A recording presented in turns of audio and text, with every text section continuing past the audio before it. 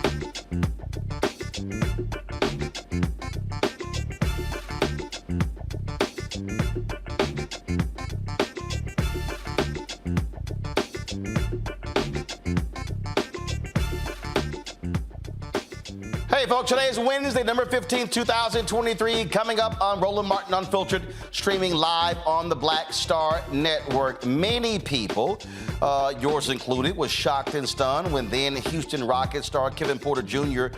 was arrested in a New York hotel. What was described was a vicious physical assault against and WNBA player. Well, in exclusive, she will join us to talk about what happened on September 11th, what were the actual details, and what is going on in this case that has left many people perplexed. He no longer is in the NBA, and so the question is, what really happened? We will talk about this with Kysre Gondrezick about this very thing. So this is an exclusive interview. You don't want to miss that. Also, folks, Louisiana has this runoff on Saturday. There are several Democrats who are running. Advocate Gary Chambers will be here to discuss what needs to happen. Will we see black folks turn out after the abysmal showing in the primary election just last month? Also, Arkansas Senator Tom Scott had the audacity, the unmitigated gall to criticize the Biden administration and calling them wrong for trying to ban menthol cigarettes that disproportionately impact African Americans. Tom Cotton don't like black people, so I'm going to tell you why he's shameful for now trying to so-called stick up for black folks. And also, a Republican Pennsylvania superintendent resigns after his party loses control of the school board, but his friends make sure he gets a huge severance package that's going to cost thousands of dollars for taxpayers. Folks, and a Republican in Congress blasts his party saying, "We've done nothing for our constituents." Well, I agree. It's time to bring the funk. I'm Roland Martin Unfiltered on the Black Star Network. Let's go. Whatever the miss, he's on it. Whatever it is, he's got the scoop, the fact, the find. And when it breaks, he's right on time and it's rolling. Best believe he's knowing. Putting it down from sports to news to politics. With entertainment just for kicks, he's rolling. It's on go, roll, roll, y'all. It's Roland Martin, yeah. Rolling with Roland now. He's funk, he's fresh, he's real, the best, you know he's Roland Martin now.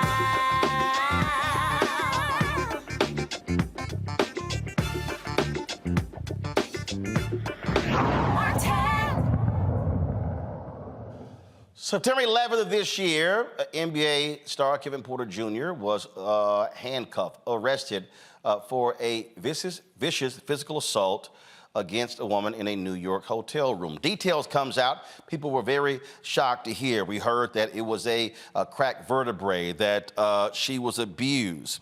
Kysre Gondrezick is that WNBA player.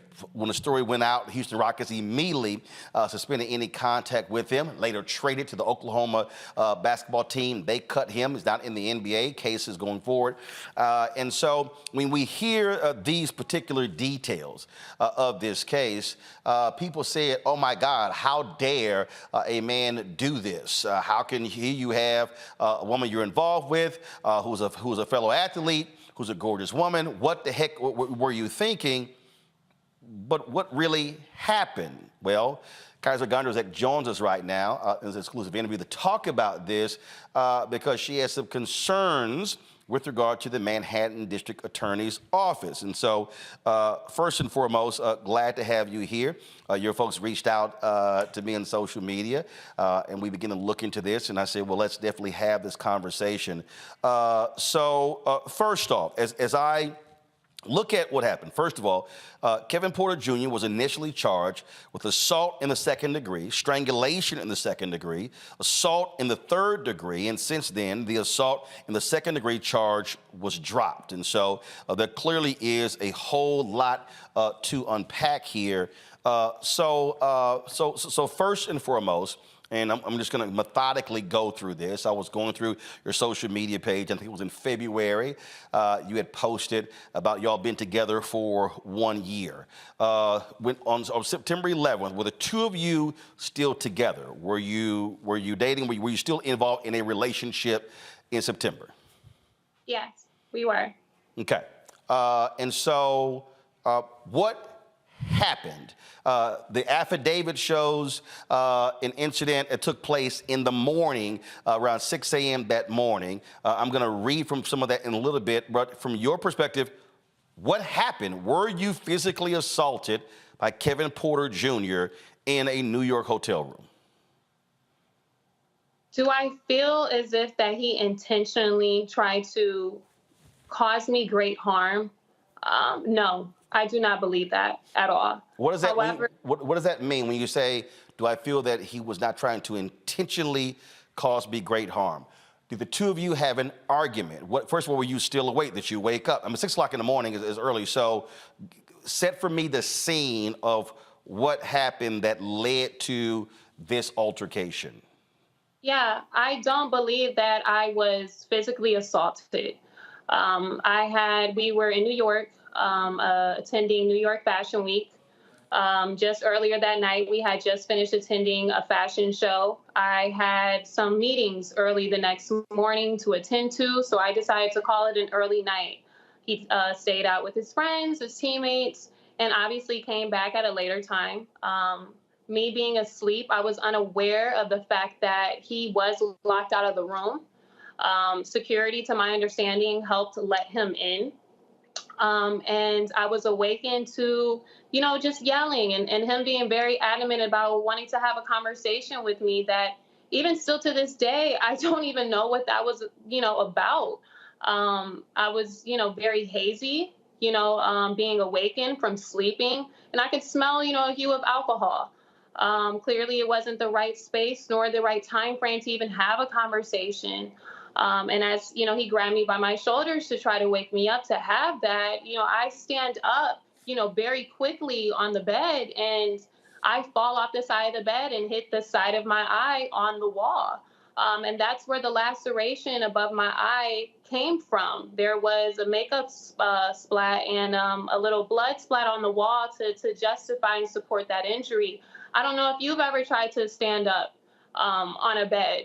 There's actually no support. There is so much imbalance that I fell. And in hindsight of that, I noticed blood.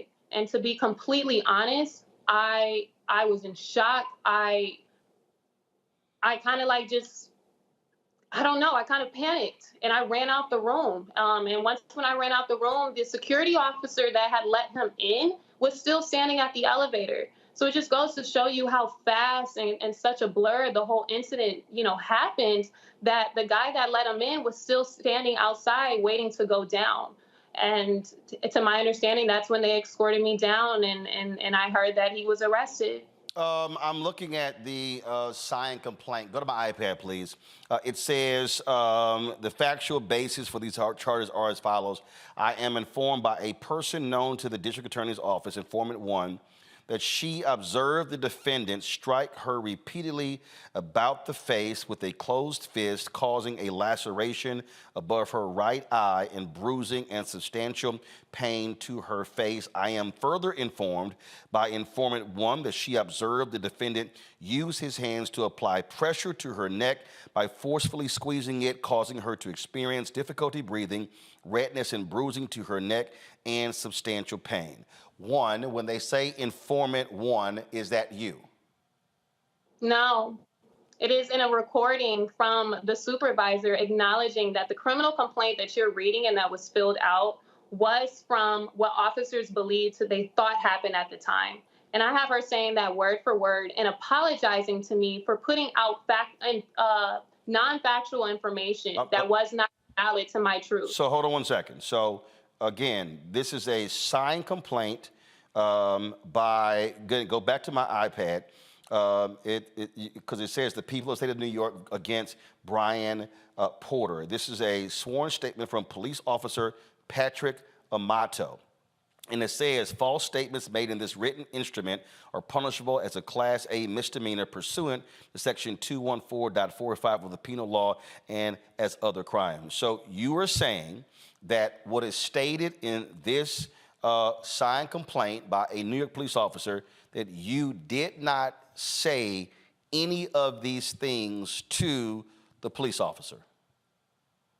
No, the criminal complaint was filled out what officers believed to happen at the time, and by hearsay regarding evidence that they heard medical personnel talking about what my injuries were that was inaccurate. So we're talking, but again, as I read this here, when a statement says that she observed the defendant strike her repeatedly about the face with a closed fist, and then that pressure was applied to her neck by forcefully squeezing it, causing her to experience difficult breathing. So you're saying Kevin Porter Jr. never hit you in the face with a closed fist? No, he never balled his fist up and hit me in the face numerous times, nor did he ever strangle me to the point where there was lacerations around my neck or where he fractured my spine and my neck. Those allegations are not true. Okay, and you did supply us, you had a conversation with the district attorney's office. Folks, cue that up, where, as you said, they told you that they apologized for these details being made public. Guys, go ahead and play that. Information that was conveyed earlier at the arraignment, that no one had any consent or anything in writing from her, as she's just kind of processing all of this, and you're still releasing information that she has not given a document, no statement or anything, but you're just attaching all of this for a storyline?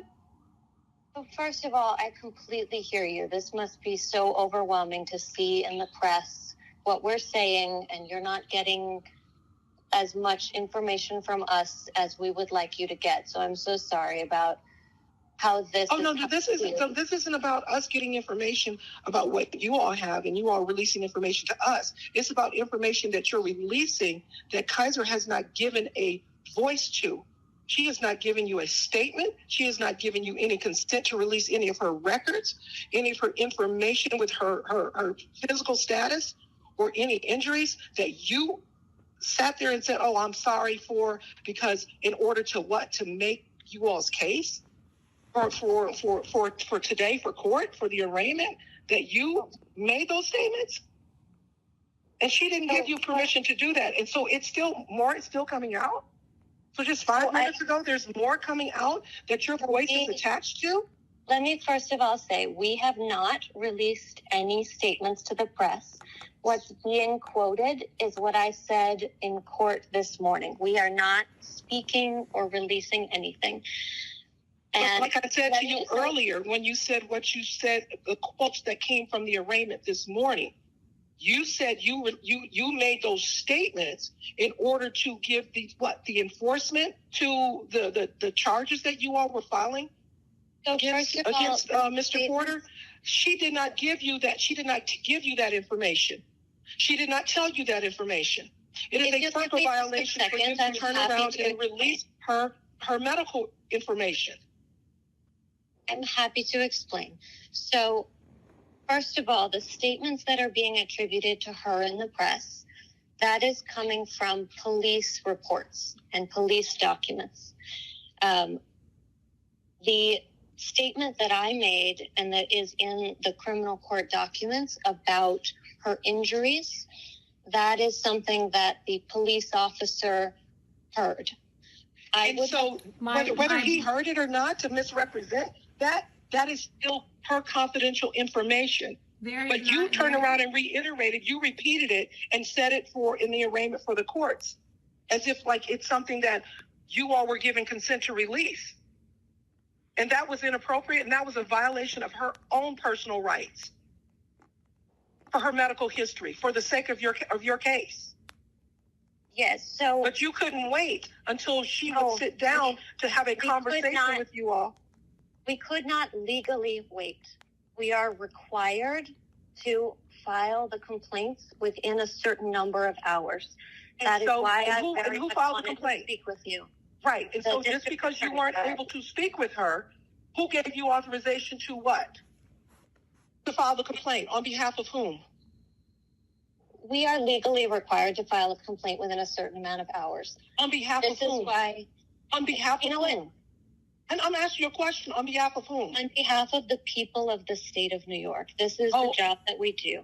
Okay, on behalf of the people of the state of New York. Not on All behalf right, of- so there's about another 3 minutes of the conversation. First of all, Kysre, who is talking to the woman there? She is with the Manhattan DA's office, Myra Kysre. She's the intimate partner in Sexual Violence Bureau of the New York DA's office. So who's talking to her on that audio recording? That is my mom. Okay, so your mother is talking to her. All right. A lot of times when we have these cases, and we've seen this numerous times, whether it involves athletes, entertainers, or even just regular ordinary folks, that women who have been victims of domestic violence often recant. You're saying here that what they describe as taking place, none of that happened. No, and I've never recanted a statement. I came out publicly. My attorney spoke on my behalf 2 days after the event through Baller Alert, appreciating all of the community's support and prayers, but to please avoid speculation for evidence and allegations that have been reported are false and misleading. I released that information 2 days after the event. If you continue, Go ahead. Go ahead. No, go ahead. If you continue to play the audio, she specifically verbatimly states that because she did not talk to me, she had to bring forth some information to bring forth the elements of the case and elements of the crime against him, meaning that she cultivated her own narrative to make some type of false information to make stick to support the charges that she was bringing against Mr. Porter. That, as you can hear her say, that she never got a chance to speak with me first. Okay, so your attorneys also, this, and your team sent us this, go to my iPad here, where y'all wanted the protective order lifted because, as here it says, there are many things that she has to discuss with him, including finances, moving, possessions, etc. She would also like her actual physical condition be revealed and that there not be any exaggeration of what happened and that any prior incorrect statements be clarified and addressed on the 16th. Your attorneys offered there was a Zoom call to discuss this further. And so I guess just what is I'm just still trying to understand. Again, when I read a complaint and I see these things listed, one, the public often believes when, obviously, when the DA's office, police officers release information, there are assumptions that they actually talk to the individual involved. And so you're saying at no time that you actually, that they didn't interview you. So when they arrived, when the police arrived on the scene, because you said when he left, you actually, when you ran out, went down to the elevator and you went downstairs, he was under arrest. At no time you sat down and actually talked to police, DA's office, on the scene, at the precinct. Nothing was ever recorded, video or audio, nothing along those lines. They asked me at the scene as to what happened, and I told them I don't know. Clearly, I was in distraught. I had a lot of people around me telling me what they thought happened. When I was in the hospital room, they asked me to write down a statement. They asked me to record me to give a statement. I told them that I could not give one. I didn't feel comfortable doing that. They asked me to write a statement. I asked them, I said, are you allowed to write a statement for me? They said, no, legally we are not allowed to. But then next thing you know, I see a criminal complaint that is spilled out by police officers. And I have a supervisor who called me in October and told me that the criminal complaint was filled out by what officers believed to have happened at the time, as I recorded that conversation as well. Who called the cops? How did they arrive at the scene? No, I don't know who called the cops. I didn't call the police. Your attorneys, so there's no 911 call or anything along those lines coming from the hotel or anything like that you're aware of? To be honest with you, Mr. Rowland, I don't know who called. I still don't know who called the police to this day. Shortly after it happened, your sister posted some comments on Instagram. So she was obviously angry at him for what allegedly happened. Did you then shortly thereafter communicate with her? Because that post, obviously, what she posted went viral because she was very angry at what allegedly happened. Yeah, so obviously she reacted in a way that the general public did with the information that was released without communicating with me or my mom at the time. I hadn't even spoken with my mom either until I got back to the hotel and was able to FaceTime her to see me that I was perfectly okay. So I can't penalize her for that. But when she was able to connect with my mom and my mom was able to give her some insight that the things that were posted and falsely accused were not true, she removed the post. And so that's why they are no longer present. Again, there are going to be folks who are watching this, who are hearing this, who are going to say, this sounds like a young lady who was involved in a relationship who is trying to protect him in his career. What do you say to folks who may believe that's the case? Yeah, this isn't about Kevin. This is about me. This is about the integrity of who I am, the woman that I've worked so hard to become, the name that I've worked so hard to create. And to not allow someone who's in a position to feel entitled or to feel empowered to be able to misrepresent my voice and who I am. You know, with the district attorney's office jumping to conclusions that I would be on the same side as their injustice, it backfired. What they saw was an African-American male. They saw a professional athlete. They saw a young woman who was in complete distraught and speechless and shocked and still trying to process everything that's going around her and believed that it would be a win-win situation for both parties involved. One on their end where it would catapult a career. It would make the storyline of the year. And on my end where I would be gaining some, some money, some type of increase in value, and it would be a win-win situation. But clearly they didn't do the research of who I am and who I represent. This is about my employers. This is about me making sure that I come forward and speak my truth so that this isn't about me trying to win over the general public, but in my workplace, my circle, that I'm not going to allow someone to misrepresent who I am. And I don't believe in defaming someone else's character and integrity in order to add value to my worth, to put out false information, to speak on my behalf, to cultivate injuries that never even occurred. I am an athlete. I have dreams of my own. I played in the WNBA before I met Kevin. He came along and helped add value to my life. But I was my own person. I am my own person. And this isn't about protecting him. This is about protecting who I am and what I stand for. And to know that this could come at the hands of those that are supposed to protect and serve, to manipulate and to falsify evidence, to add value to their integrity and to not consider my own. It's completely defamatory, corruptive, and injustice. And that is why I'm speaking out and giving my testimony to my truth, because if they can do this to me and I'm supposed to be the victim, I can only imagine the countless of lives that they have done this to and try to cover up for.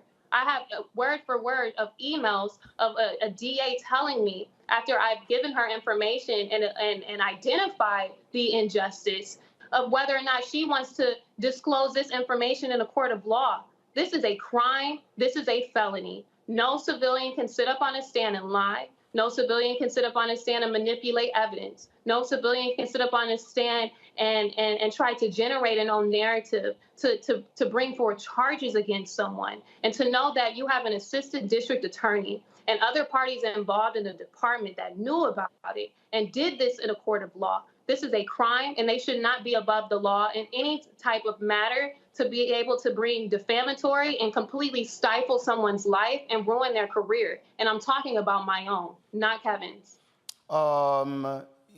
This is not the first time you talked. October 18th, last month, go to my iPad, you posted this on your Twitter page where you said It has been deeply frustrating and disturbing by the manipulation of what was stated by the prosecution.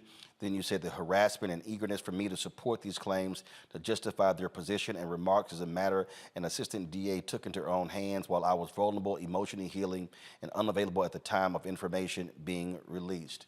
Do you want to see all of the charges against Kevin Porter Jr. to be dismissed?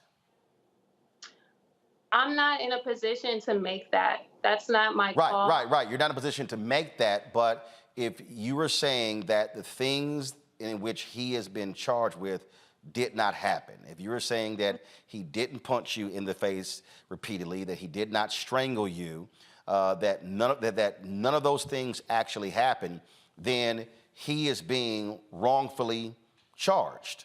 Absolutely. So you're saying that what they are alleging, what he is being charged with, is absolutely, positively, 100% completely false. And if you're saying that, that means those charges should be dropped. Absolutely. That is why one of them have been dropped already. And they've already offered this man a plea deal of no jail time that they didn't report. But they have it out in the general public and to the media that he's still facing 2 charges. There's so much information that they're withholding because they are refusing to take accountability for their actions and manipulating this entire case to catapult their own injustice. There's, and I'm not trying to compare the two, but you have another case in the Manhattan DA's office involving actor Jonathan Majors. His attorneys have suggested that the DA's office has been grossly unfair. NYPD wanted to arrest the woman who filed a complaint against him. The DA's office say they're not going to prosecute. I can't, and also, look, you have a DA in Manhattan, Alvin Bragg, who's African American. And so I don't know what his involvement is in, drilling down in these sort of individual cases. But I'm sort of struck by these 2 cases in particular, 2 high-profile African Americans. Their lawyers obviously doing what the lawyers doing what they were supposed to do. But to hear you say that a complaint was filed, giving the impression that you said all of these things, and a month after it happened, you say on your own Twitter account it didn't happen. Here you are now a month later, it didn't happen, saying it did not happen. That clearly has to be angering you, that the DA's office is just standing firm on this, and by saying, well, we got a complaint, we have to prosecute, but you are the alleged victim who's saying it didn't happen. Yeah. I'm very angry. I'm disappointed. I'm shocked. You never believe that things could happen to you until they happen to you, right? And so I try to, put faith in my Creator and giving me the peace and knowing that I was placed here for a reason, that there is purpose through this experience. And I'm realizing that it is to highlight the injustice of what really goes on behind closed doors in these departments and with these prosecutors. And for me to record and to have these informations in writing and through email and through phone call conversations. I never did that with the intention of sitting here, before you today, sharing this information. I did that for my own personal safety. But I thank God that I did, because I truly believe that without this evidence that no one would believe me, given the fact that information that's supposed to come from, the DA's office, that's supposed to come from law enforcement, is supposed to be credible and factual. And to know that they can do this and withhold information and disregard information, it's very unsettling, and it's disheartening and very disturbing. And I feel like it's my duty to come forth and talk about it, because they've tried to defame the integrity of who I am, to bring forth charges against someone that never did any of these things that they have against him. And the fact that they blatantly know that, the fact that they're so arrogant and highlighting and apologizing to me for what they've done, but are refusing to do so to the general public. When I see information on social media, I'm just as surprised as everyone else, because those aren't the conversations that we have behind closed doors with my attorney and the assistant district attorney's office. So at any point in all of this, have you sat down with the Manhattan DA's office and done a formal interview? And have you, let's say that same complaint, have you filed anything with them under oath, under threat of perjury, that these things did not happen? Has any of that happened? I never sat down in front of them. I did a Zoom call with them expressing to them what happened a week later. That was the first time that I spoke to them. As you can see with the countless of phone calls and the emails, my attorney made them very aware that these things did not happen. Me highlighting this is a result of them dropping one of the charges. And after they come to find out that... they said that he had fractured your vertebrae, and then came out and said, no, that actually didn't happen. Yeah, and the thing about it is they knew that 3 weeks before they even released it. Well, first of all, how do they even arrive at fracturing a neck vertebrae?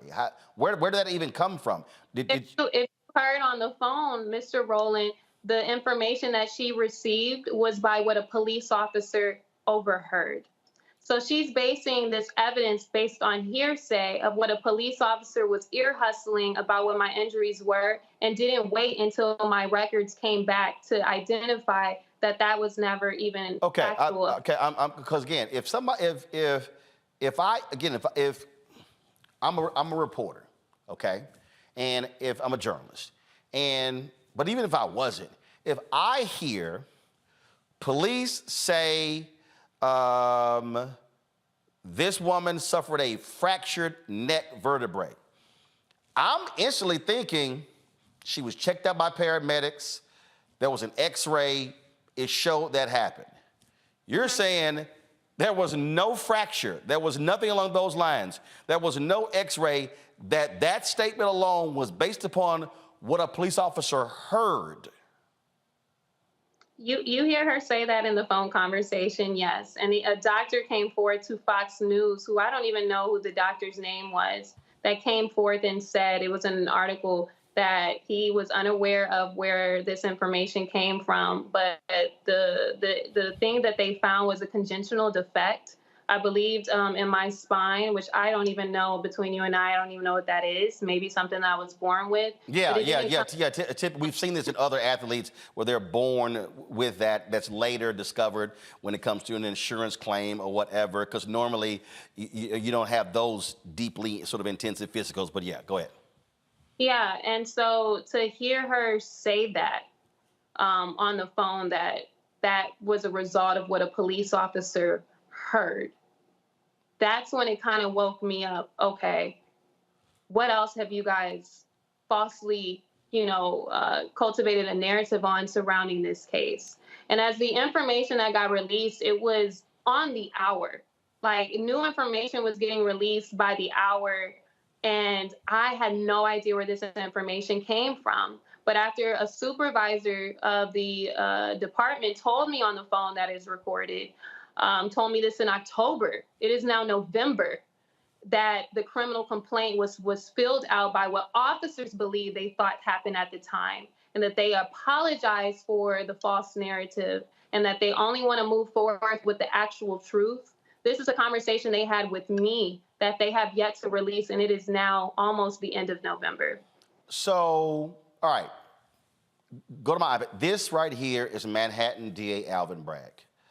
Yes. Are you and your attorneys, have you or are you requesting a meeting specifically with him regarding what you consider to be malfeasance on the part of his assistant district attorneys? To my understanding, that was actually my attorney's angle, was to reach out to Alvin Bragg at some point to be able to have a conversation with him about the injustice that was happening, and putting forth confidence in him, given the fact that he is an African-American male.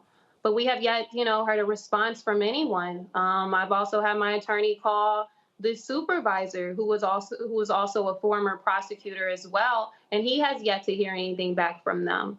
So it's very unfortunate to believe and to know that the people that are supposed to protect, my safety can bring forth harm and completely be dismissive of a situation that, was very traumatic to me. But they've added and compounded more trauma into my life than Kevin did. Again, there were about 3 different audio calls that your team sent to us, and I just want to again just show for folks. I'm not showing actual phone numbers or emails, but Robert Hantman is your attorney. This is an email that is sent to the assistant DA October 15th, and Dear Myra, thank you for your prompt response to us today.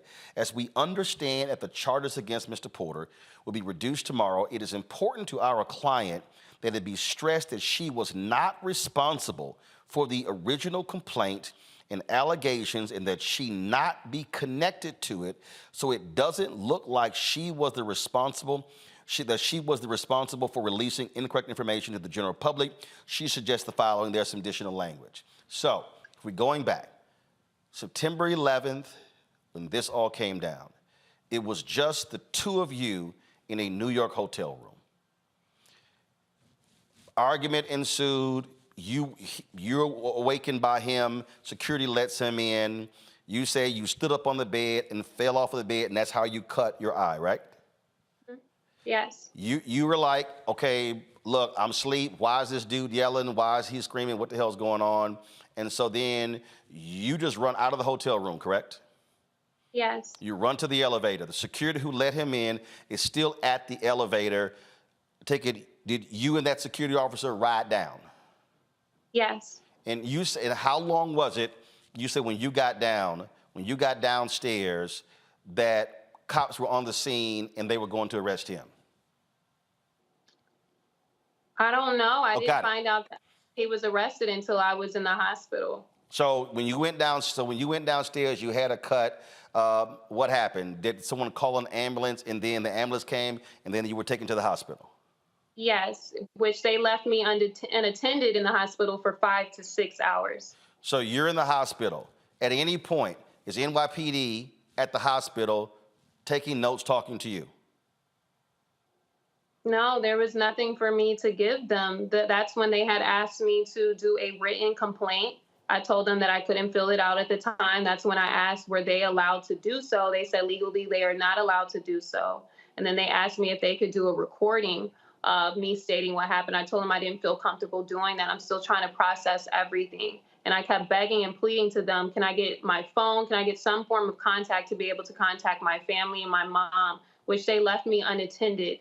They didn't let me know until after my discharge. Oh, by the way, this is all over the media, just so you know. I asked them, I said, who released this information? They said, well, legally, we are not allowed to. I said, but you guys are the only ones that are present. Yeah, well, legally, we're not allowed to. And the first post that I see is Kysre Gondrezick was hospitalized with severe bruising and at least 1 broken bone. The only people that were present were the police. To reiterate, you made it clear in this interview, you are not doing this for Kevin Porter Jr. to absolve him of anything. You said this is about you. One, are the 2 of you still together? Because in your statement, no, we're go ahead. Not together. No, we're not together. You're not together. You haven't had any communication with him or his camp regarding any of this? No, I have not. There was also a protective order in place that didn't allow for that to happen. Is that protective order still in place? It has been currently lifted as to 2 weeks ago, and Right. there has still been no contact. Gotcha. And again, your attorneys also wanted it to be lifted so the 2 of you could have, or your respective camps could have discussions about things I guess y'all had jointly, possessions, homes, all things along those lines. Yes. You said earlier, and I wanted to come back to it, you talked about you're doing this for your sake, your name, and things and how you have been impacted.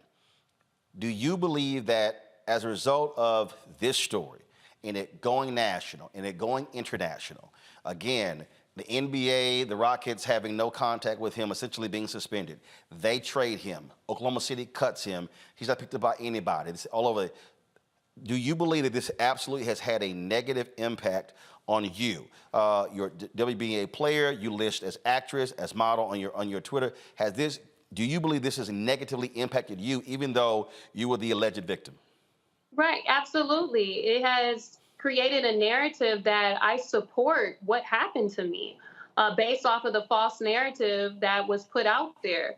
It also, degrades, who I am, my employers, the things that I had set up before this situation happened, very big partnerships, that it now comes across that I am, not integral. I'm not credible to work with. Excuse me one second, Kysre. Are those partnerships, have they been placed on hold? Everything in my life has been placed on hold because people want to know what is going on and what's the truth. And all I've asked for now 2 months now for them to take accountability for what they've done. And the fact that I have information, the fact that I came out with articles regarding since September the 12th, the incident happened on September the 11th, and it is now, I believe, November the 14th, 15th, that they still have yet to take accountability, that they're still, promoting and falsifying information to the public in a court of law. That's the part where I'm appalled, that they feel arrogant enough to withhold information and not include anything that I've said. They disregarded my value. They disregarded, my character, and undermining that to elevate their own. This isn't about me winning over social media. I don't live a life based off of other people's perception of me. Who I've been and just the career that I've had has forced me to become in a place where I've had to gain the wisdom and the strength to not allow other people's perceptions of me, let that have any value or merit to how I view myself on a daily basis. This is about me standing in my purpose. This is about the conversations that I have with God as to why am I here? Why is this being hyped up more than what it actually was? And to know that they could do this to someone. This isn't about Kevin, I'm speaking about. To me, the victim, and not taking any merit as to a situation that only happened to me, and to try to, fixate that into their own narrative to bring forth charges against someone. I'm just truly appalled, to be honest with you, Mr. Rowland, and I feel like it's necessary for me to come and speak my truth. I'm a very strong Black woman. I haven't complained. I've taken my hits. I have my days where I feel really empowered. I feel untouchable. And then I have other moments where I can't even get out of bed, and just trying to put one foot in front of the other. Me being a Black woman, being raised by a Black woman, I'm going to figure it out. It's going to be okay. And I'm not going to let any man do to me what they put out there. That's for certain. But at the same time, if it didn't happen that way, I'm not going to be silent about it either. I have a younger brother. If someone did this to him, I would be very angry. I would be furious, and I would tell him to do the same thing that I'm doing. Don't allow someone else in your fear of their position to keep you silent. If anything, I hope that me speaking my truth on this platform encourages others to do the same that have been wrongfully accused or have been in this situation before that don't have my resources or the platform to do so. And that's why I feel like I'm here, ultimately to get Kysre's life back. Not, Kysre and Kevin, Kysre's life back. Mm-hmm. And I'm not gonna rest until there's justice that is served. What they've done is a crime. It is a felony. They wouldn't allow us to get away with it. They're human too. And I don't think that they should be above the law at all, especially through experience. And in the year and a half, the two of you together, there was never an instance of any physical altercations, anything along those lines? Not at all. And it's unfortunate to know that the people, the organization, the Rockets, just 5 days before this incident, we were out to dinner with the general manager and his wife. You had the owner of the organization say that out of all the players that he's ever had, that Kevin was by far his favorite. it goes to show you what they thought about who we were together as a couple, that I wasn't, detrimental to his career and he wasn't detrimental to mine. So it's disheartening to know that the false allegations that was put forth by someone who's supposed to be credible could add value and change the perception of how people just viewed us collectively and individually. It's unfortunate and it's sad. And I hope that, as we're on our separate paths, to just remain independent through these legal spaces, and that hopefully, restoration will give us a sense of peace at some point. Well, Kysre, you could have talked to a lot of folks. I appreciate you coming to us here at Roland Martin Unfiltered on the Black Star Network to share your story. Please keep us in the loop. Hopefully, you will hear back from Manhattan District Attorney Alvin Bragg. I can tell you I'll be reaching out to him directly. Also, would love to hear from him as well with regards to this case and whether he will sit with you as well as your attorneys to talk about what you are calling a fraudulent account. And you literally use those words in your Twitter post October 18th, a fraudulent account by his assistant district attorneys. I appreciate it, and I am thankful for you giving me this platform to share my truth. Thanks a bunch, and you take care. You do the same. Be blessed. Folks, I'll be back talking to my panel about this. You're watching Roland Martin Unfiltered right here on the Black Star Network. Uncle Roro, have a great day. Happy birthday, Uncle Roro. What's up, David? Happy birthday. Just want to officially welcome you to the 55 and older retirement club. I have your AARP documents when you get to Houston next week. Love you, Matt.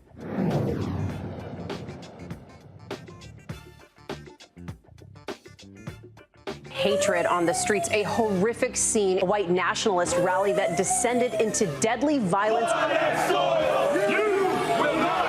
White people are losing their damn minds. As an angry pro-Trump mob storms the U.S. Capitol, we've seen We're about to see the rise of what I call white minority resistance. We have seen white folks in this country who simply cannot tolerate black folks voting. I think what we're seeing is the inevitable result of violent denial. This is part of American history. Every time that people of color have made progress, whether real or symbolic, there has been what Carol Anderson at Emory University calls white rage as a backlash. This is the rise of the Proud Boys and the Boogaloo Boys. America, there's going to be more of this. Here's all the Proud Boys, guys. This country is getting increasingly racist in its behaviors and its attitudes because of the fear of white people. The fear that they're taking our jobs, they're taking our resources, they're taking our women. This is white fear.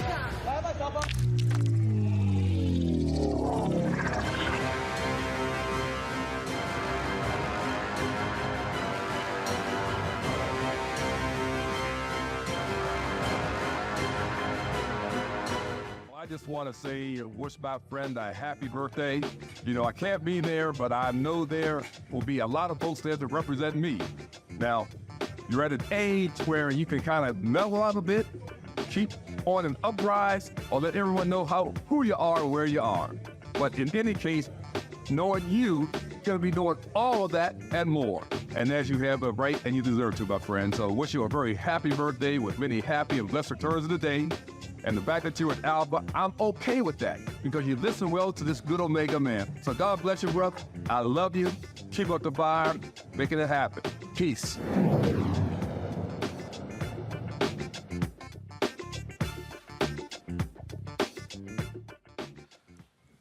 Folks, I want to welcome my panel right now. Glad to have them on the show. Robert Patillo. He is the host of People, Passion, Politics, 1380 WAOK out of Atlanta. Rebecca Carruthers, Vice President of Fair Election Center out of D.C. Joy Cheney, founder of JOI Strategies out of D.C. Robert, I'll start with you. What do you make of what Kysre Gondrezick just said in that 45-minute interview? Well, it's a tough subject matter. You know, I worked at a domestic relations court while I was in law school in Chicago, handled domestic cases for probably about the first 5 years of practice. And these cases are always tough, particularly when it comes to intimate partner violence. Often there is both financial and social pressure for the victim to make statements that are in support of the accused in the case. I do think there are some questions that the prosecution is going to have to answer with regards to the information they've gathered and present to the public. I found it interesting that she was not with her attorney, not with counsel while having this interview, not having someone to kind of help her navigate through some of the minefields of things that could be said. I found it interesting that there was not a contemporaneous physical examination that could have corroborated many of her statements, particularly as to the injuries that took place and the causation thereof, that there were no pictures of the apartment or of the crime scene that could help to indicate the nature of the altercation that took place, as well as witnesses or individuals who were with Kevin Porter and herself earlier in the night that could talk towards their state of mind, towards if there was any ongoing arguments that happened beforehand. These are all things that we would want to present in a court of law that in order to create a circumstantial case around the accusations being made. Of course, none of us were there at the time the incident took place, and therefore it will be up to the prosecution and to the judge and the jury there in New York. But it's, of course, a tragic situation to have a young man whose livelihood and career may be on the line based on something that, according to the alleged victim, did not occur. However, there has to be, in many cases, the state has to step in to protect the victim from themselves. When victims feel that there's pressure upon them not to press charges against the assailant. So the prosecutor's job in this case is very difficult, and I think there will be a searching inquiry taking place, particularly given the high-profile nature of this. And I'm just hoping that all parties come to a resolution that is best for them. And I think that the basketball career, the other parts of this, that should be completely secondary towards finding out exactly what the truth is in the situation and finding justice for all parties involved. Well, I think, look, Rebecca, I sort of look at this, I get what Robert is saying. I've interviewed lots of people, and the attorneys have required themselves to be present. Her attorney wasn't present. This was a 26-year-old woman who said, I can do this myself. I can speak for myself. This wasn't a statement that was posted just on social media. This was in her own voice. And in fact, guys, get this audio ready. Myra Kysre, and you heard her say this. You heard Kysre say this.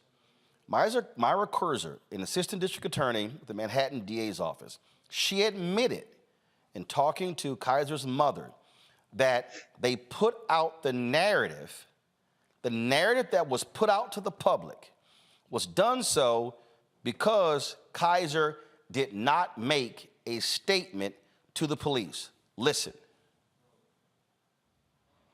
Because you said you needed to make those statements. You apologized for them. I made those statements in order for the enforcement for the charges that you all were arraigning him for. So in order to make that stick. In order to make out the elements of the crime, we put as little information on the record as we could, but we did have to provide some information in order to make out the elements of the crime. That's the job. So to make out the elements of the crime, what picture are you painting and trying to paint? Because it's also, and as you say from the police report or the policeman, because that's also a falsity, where did she give anyone a statement that she was punched in the eye 5 times?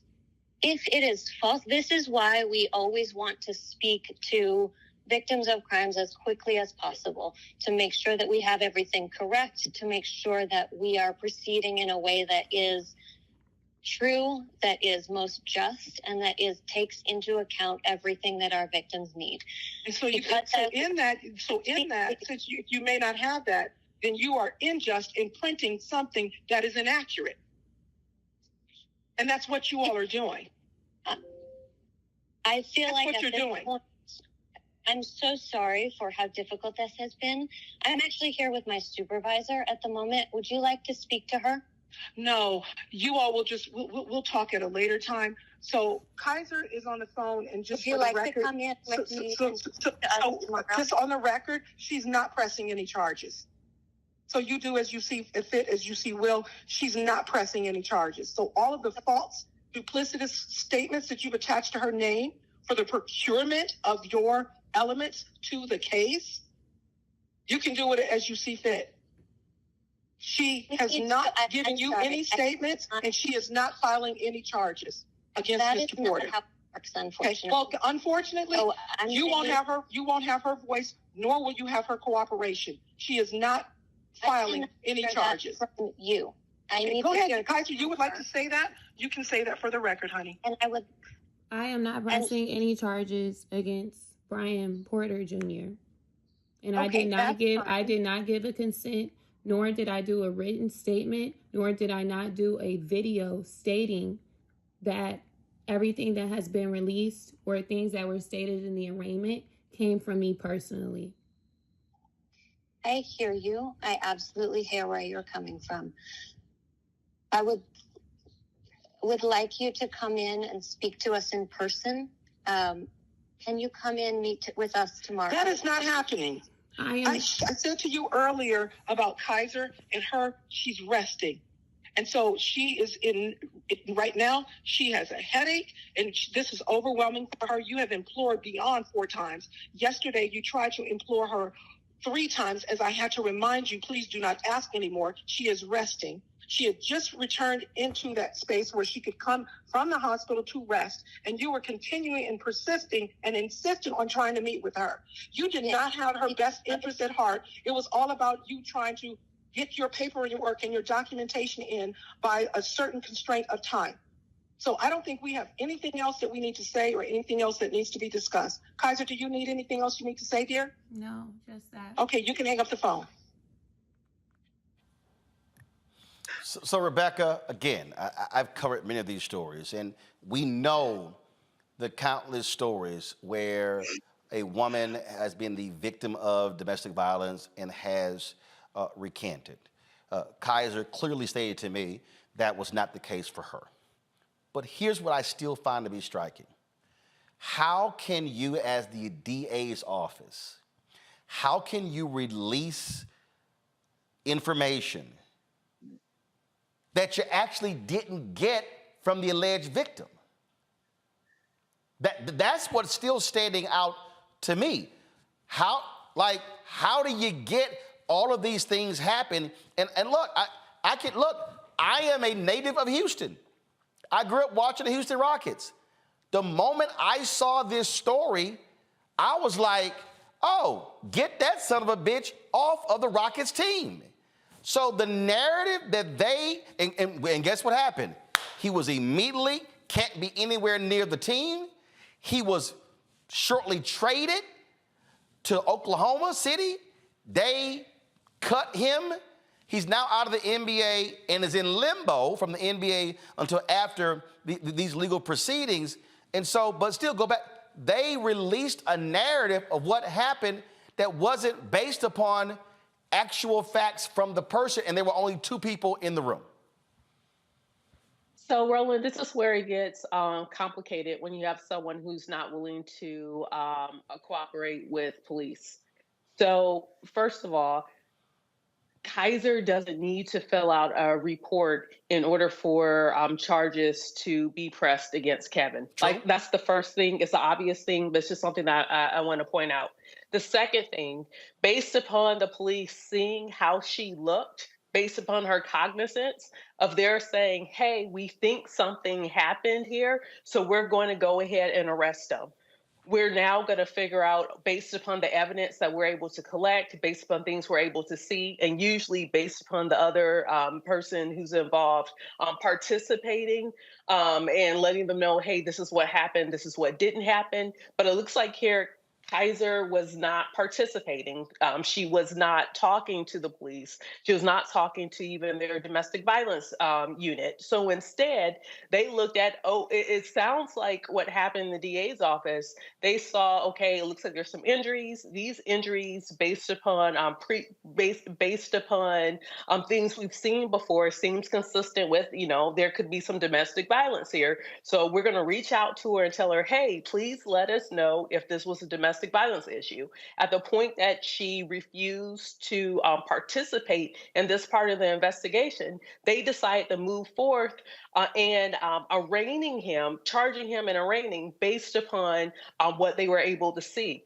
So is that them saying that Kysre affirmatively told us that Kevin beat her up? No. No. Here's the actual.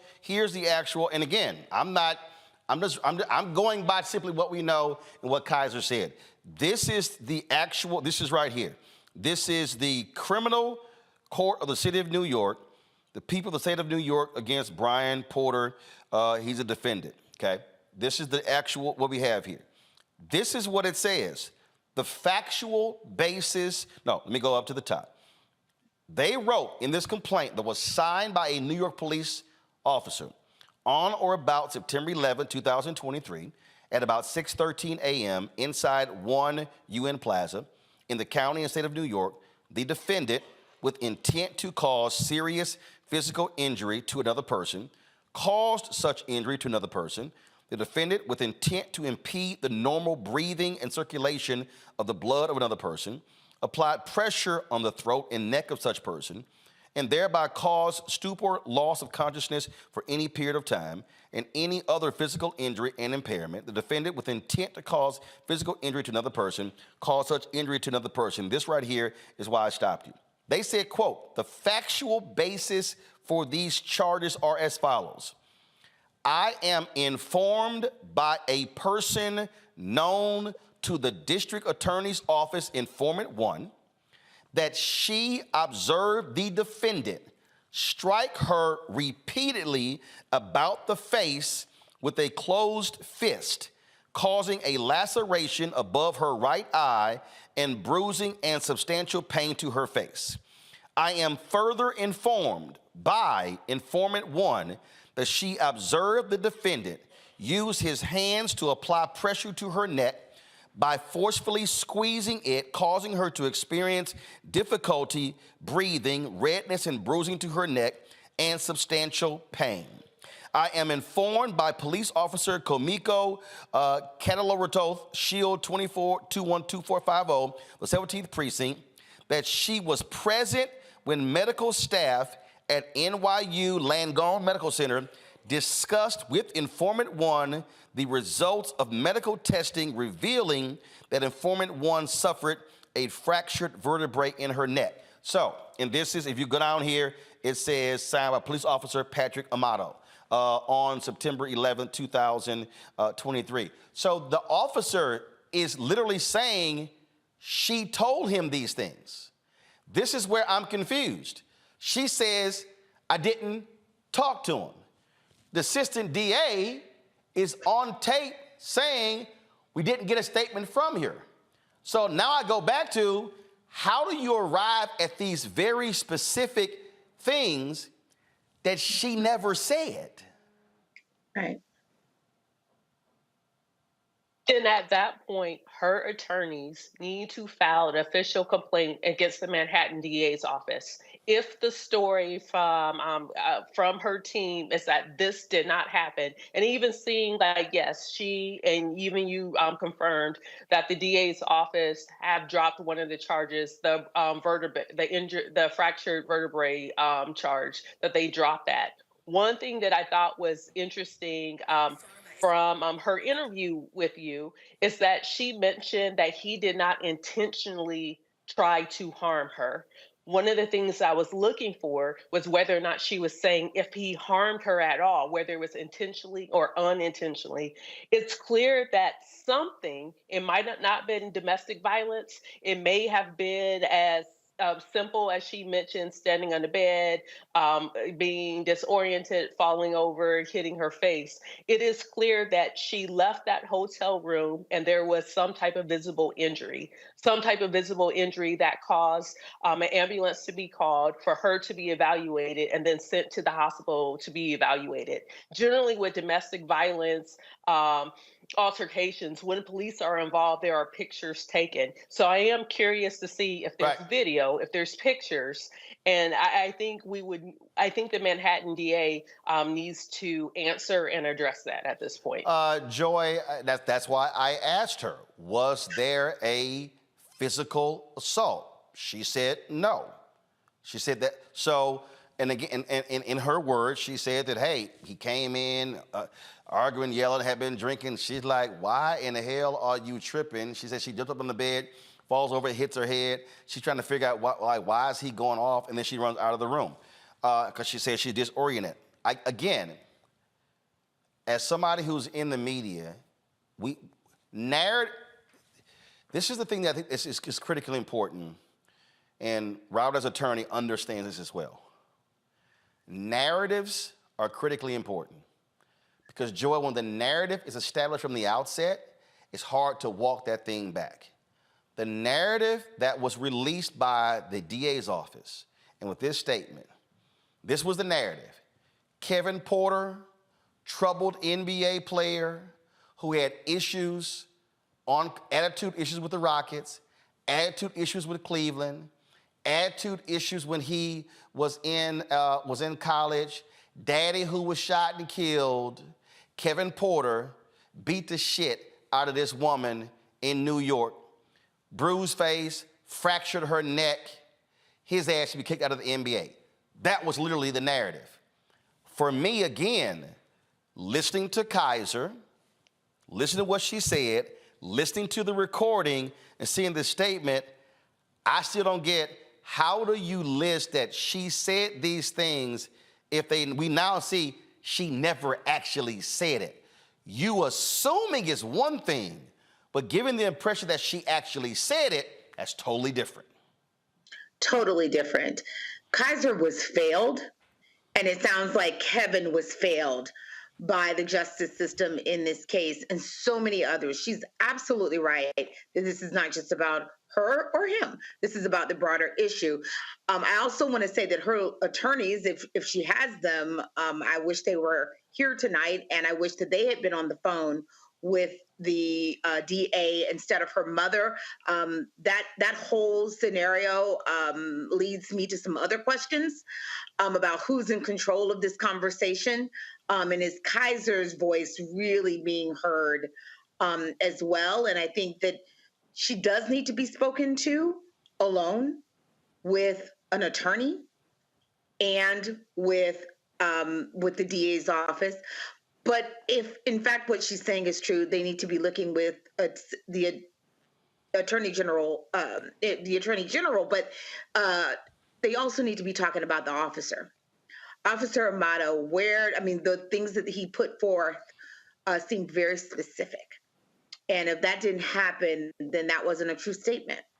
And listen, so, like Robert, right? I totally hear what you're saying about when individuals who are involved in domestic violence cases, again, I remember when Warren Moon went on trial and was found not guilty of assaulting his wife, and she was in court and she was exuberant and was praying, but she was the one who they alleged was the one who gotten beat. We've seen this. We've seen cases where women have recanted the stories. We've seen that. I guess what's again, as somebody who operates in a world of facts, how do you make the claim she said it, but now we know she never said it? And how? The officer.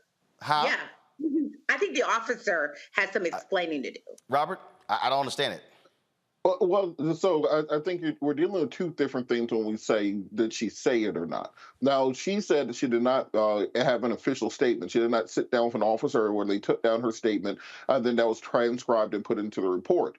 That does not mean she did not say it directly to the officer, maybe in an excited utterance, or said it to the security personnel that went down the stairs with her or was in the elevator with her. That's a fact-specific inquiry. No. The DA, the assistant DA, they had, and we have the recording where she apologized. She apologized for what was the details that were released, because cue it up. Because I want to hear it in her own words. Cue it up, because she apologized, saying that was released because we didn't have a chance to talk to you.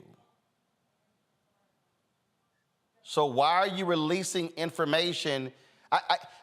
Listen, you can, there can be, and again, a person does not have to be immediately arrested and perp walked. You can actually have an investigation, and they can be a person of interest or whatever, and you can say there's an ongoing investigation, do your investigation, they can be later arrested. That's not what happened here. It was like, yo, September 11th that morning, he was let out in handcuffs, boom, that story dropped, go. And then this is why I'm saying that it's a fact-intensive inquiry. The security personnel that she said let him into the room that went down the elevator, Wilter, or is that the person who made the statement to police as to what happened? No, that's not. I'm giving you hypotheticals as to what. No. I'm not going by hypotheticals. I'm going by what's in the side. No, Robert. Hypothetical is what we use when we don't have. We have right here the actual statement from the cop who says, I am informed by informant one. Now, here's here's the problem. When I first read this, it sounded like somebody else was in the room. But it says, I am informed by a person known to the district attorney's office, informant A, that she observed the defendant strike her repeatedly about the face with a closed fist. That means the cop is saying, Kysre informed me that Kevin hit her in the face. Okay, and so what I'm saying, Roland, is now the officer may be saying that this was an excited utterance. They were in the ambulance headed to the hospital. He was in the hospital room with her. No, Robert. Robert, none of that's in here. But hold on. But then when it was time to make a formal report, she did not make a formal report. That's the only point that I'm making, and why I'm saying it's a fact-intensive inquiry. And then before No, Robert, I get it. You're adding stuff to it. Rotate. I need to hear this.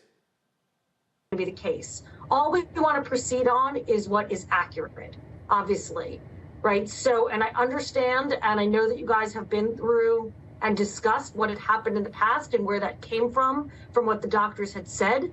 And when the complaint was drafted that you have seen, that was based upon the information that Mara believed to be true and accurate at the time. She definitely understands, as we all do now, that your injury was pre-existing and was not caused as part of this incident, but that was not something that was known at the time. And again, we apologize. As an office, we strive to do our very best, as certainly I know Mara does in every single case. Put that on pause. To make sure. Okay, here's why I want to put that on pause. She said that wasn't known at the time. Again, I guess here's my problem. This is just my problem here. The affidavit was signed on September 11th at 21:50. That's when it was signed, okay? They say in here that they were present, a cop was present, when the medical staff told her that she suffered a fractured vertebrae in her neck. So they came to that conclusion.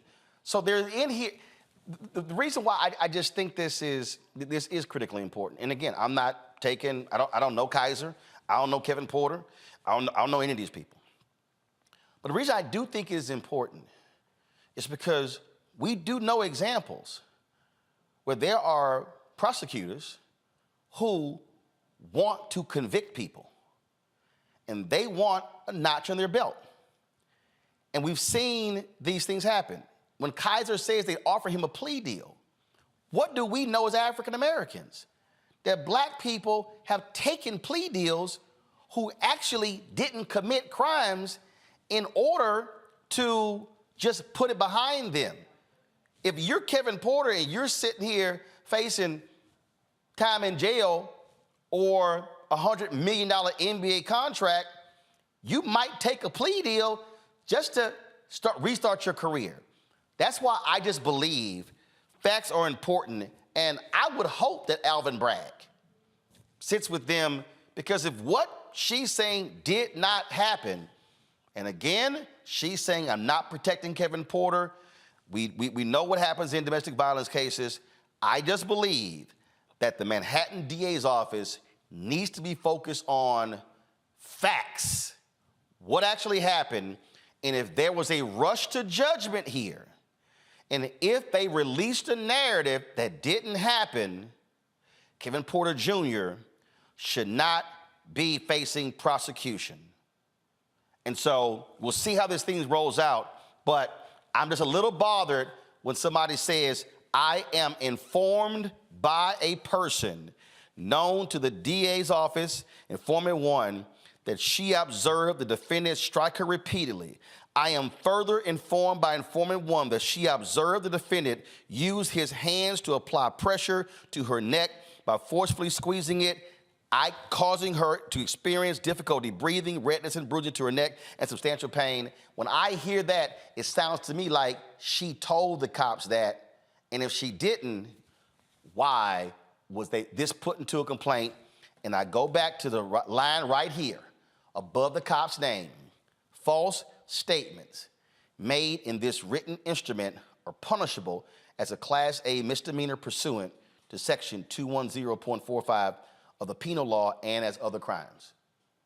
So either the cop is wrong and he put something that wasn't right, or she is saying this now to protect Kevin Porter Jr. It's either one or two things. So we'll see actually what happens. Going to a break. We come back. Gary Chambers talks about the Louisiana, and I'll talk about Arkansas Senator Tom Cotton, who don't give a damn about black people. All of a sudden, now he does when it comes to menthol cigarettes. I got a few words. You're watching Roland Martin Unfiltered on the Black Star Network. Be sure to support us in what we do, folks. Of course, join our Bring the Funk fan club. Your dollars make it possible to do what we do. We are covering stories other people are not even touching, aren't even dealing with, and so it absolutely matters. Send your check and money order to P.O. Box 57196, Washington, D.C. 20037. -0196. Cash App is $RM Unfiltered. PayPal R Martin Unfiltered. Venmo is RM Unfiltered. Zelle, Roland at RolandSMartin.com. Roland at RolandMartinUnfiltered.com. Be sure to download the Black Star Network app. Apple phone, Android phone, Apple TV, Android TV, Roku, Amazon Fire TV, Xbox One, Samsung Smart TV. And of course, be sure to get a copy of my book, White Fear, How the Browning of America is Making White Folks Lose Their Minds. Available bookstores nationwide. Get the audio version. Yes, I read it on Audible. We'll be right back. Happy 55th birthday, Roland. We love you, son. Yeah, your dad and I are very proud of you. You know, Grandma Betty always said double nickel. So happy double nickel birthday. This is a milestone. Can't believe that you're 55. And we decided to do a little bit something real quick, the last minute, to highlight from when you were little.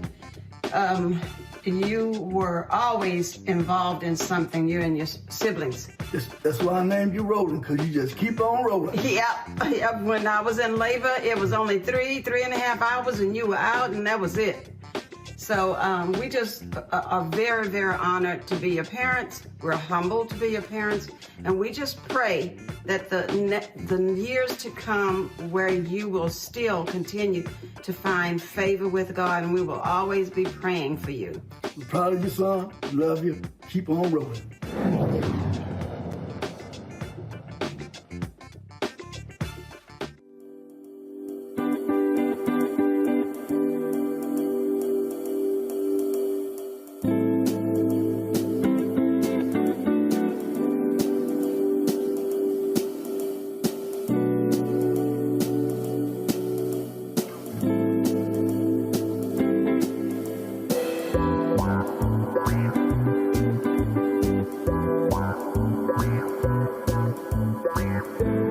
Happy birthday, Uncle Roro. We love you. Have a good day, BK.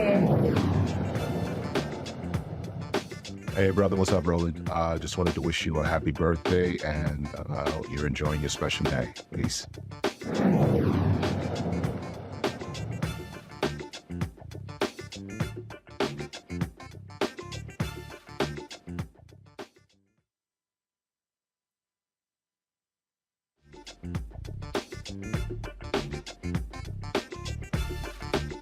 Folks, on Saturday, voters in Louisiana go back to the polls. There is a runoff election there for several statewide and local races. One closely watched race is between Nancy Landry and Gwen Collins Greenup for the Louisiana Secretary of State job. Now, the state's office that holds the highest legal authority is between Liz Baker Murrell and Lindsey Cheek. John Fleming and Dustin Granger are battling for the state treasurer's job.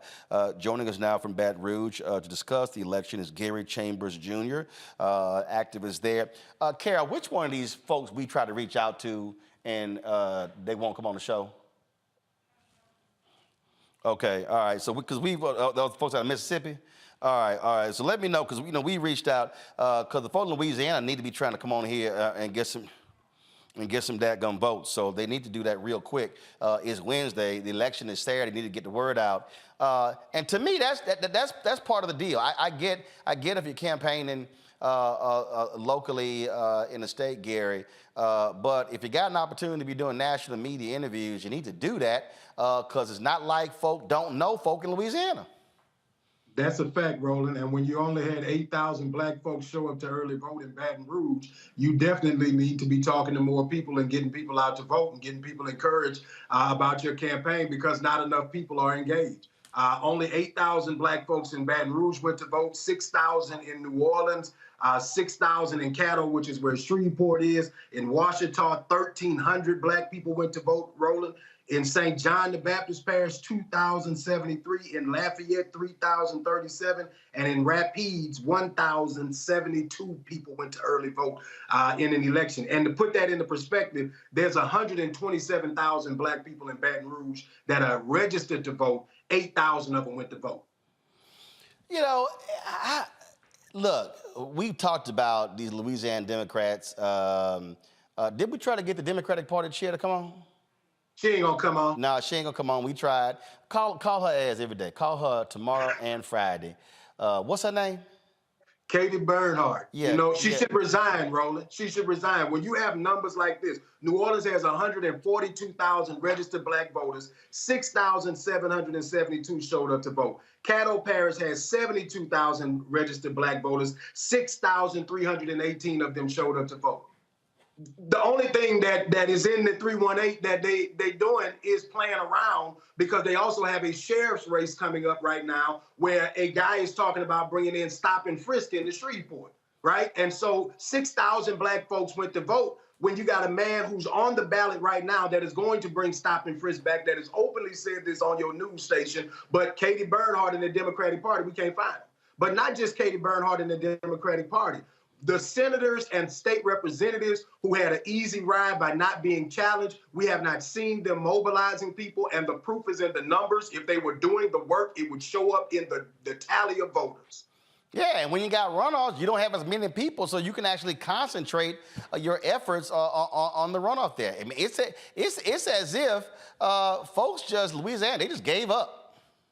It is disappointing, because you have Jeff Landry, who has won the governor's race, who has already started a transition committee that is just focused on New Orleans. Now, New Orleans has some of the lowest voter turnout, and the new governor is going to be focusing directly on you. But you had the ability to prevent him from getting there. And now there's an opportunity on Saturday, if people show up, to put a checks and balances by having Gwen Collins Greenup as the Secretary of State, having Lindsey Cheek as the Attorney General, having Dustin Granger as the Treasurer. But not just there, we've got Cedric Glover running for a Senate seat in Shreveport. We've got Dara Joy Walters running for a state rep seat in Shreveport. And Charna Banks in Skylandville here in Baton Rouge will be a slugger in the legislature against Jeff Landry if we put her in there. But people have to show up and do their job for the people who have put their names on the line and will go down there and fight. We always talk about who's going to fight for us. There are people willing to fight for you. There are people willing to write meaningful legislation, but they can't win if 6,000 people in the whole damn city showed up to vote.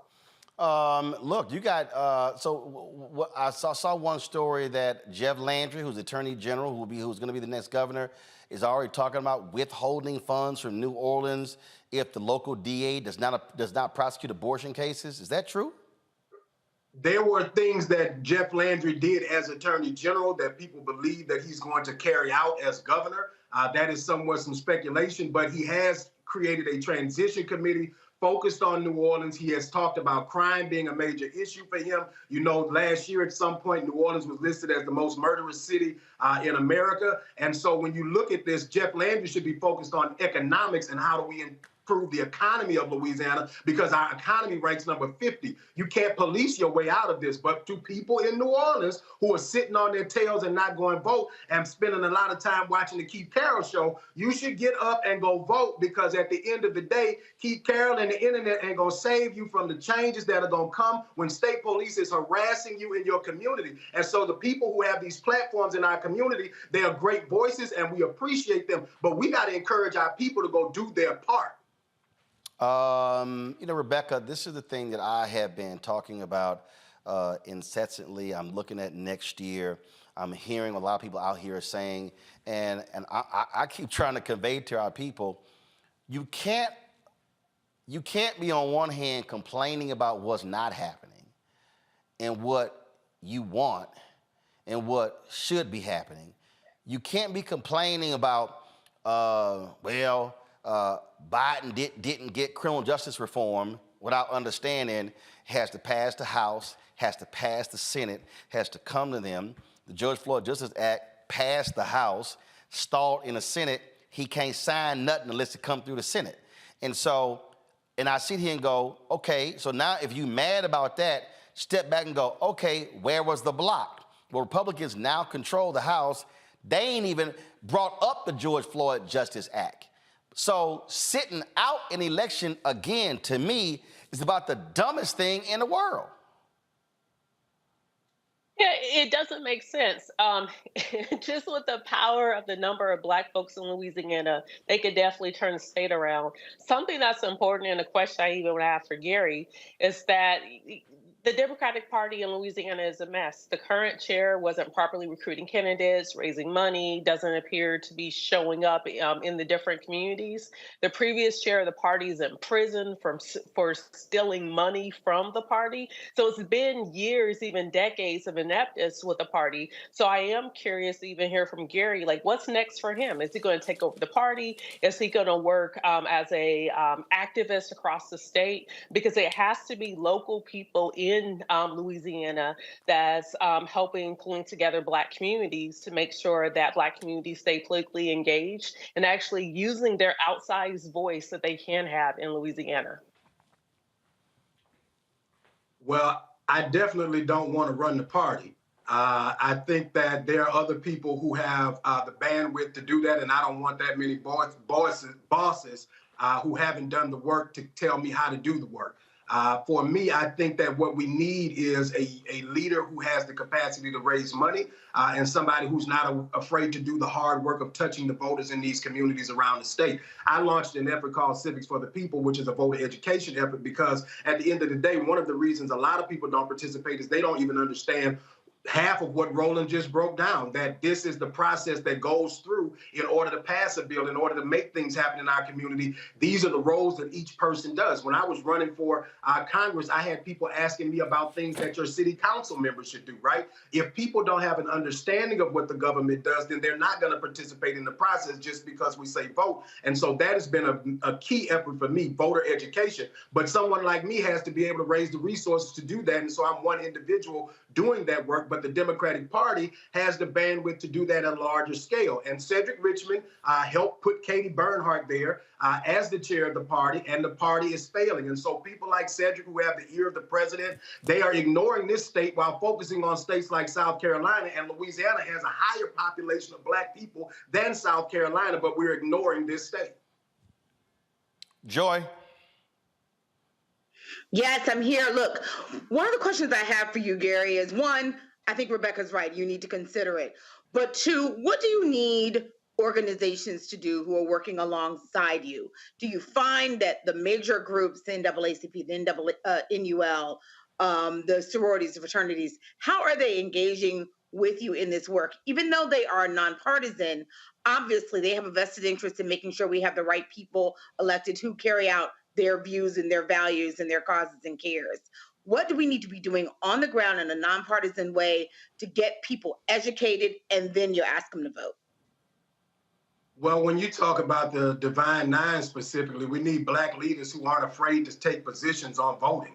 That they organize outside of the bandwidth of their organizations and actually get into the communities and touch people. When you talk about the legacy organizations, I can say the NAACP has been one of the most active organizations in the state.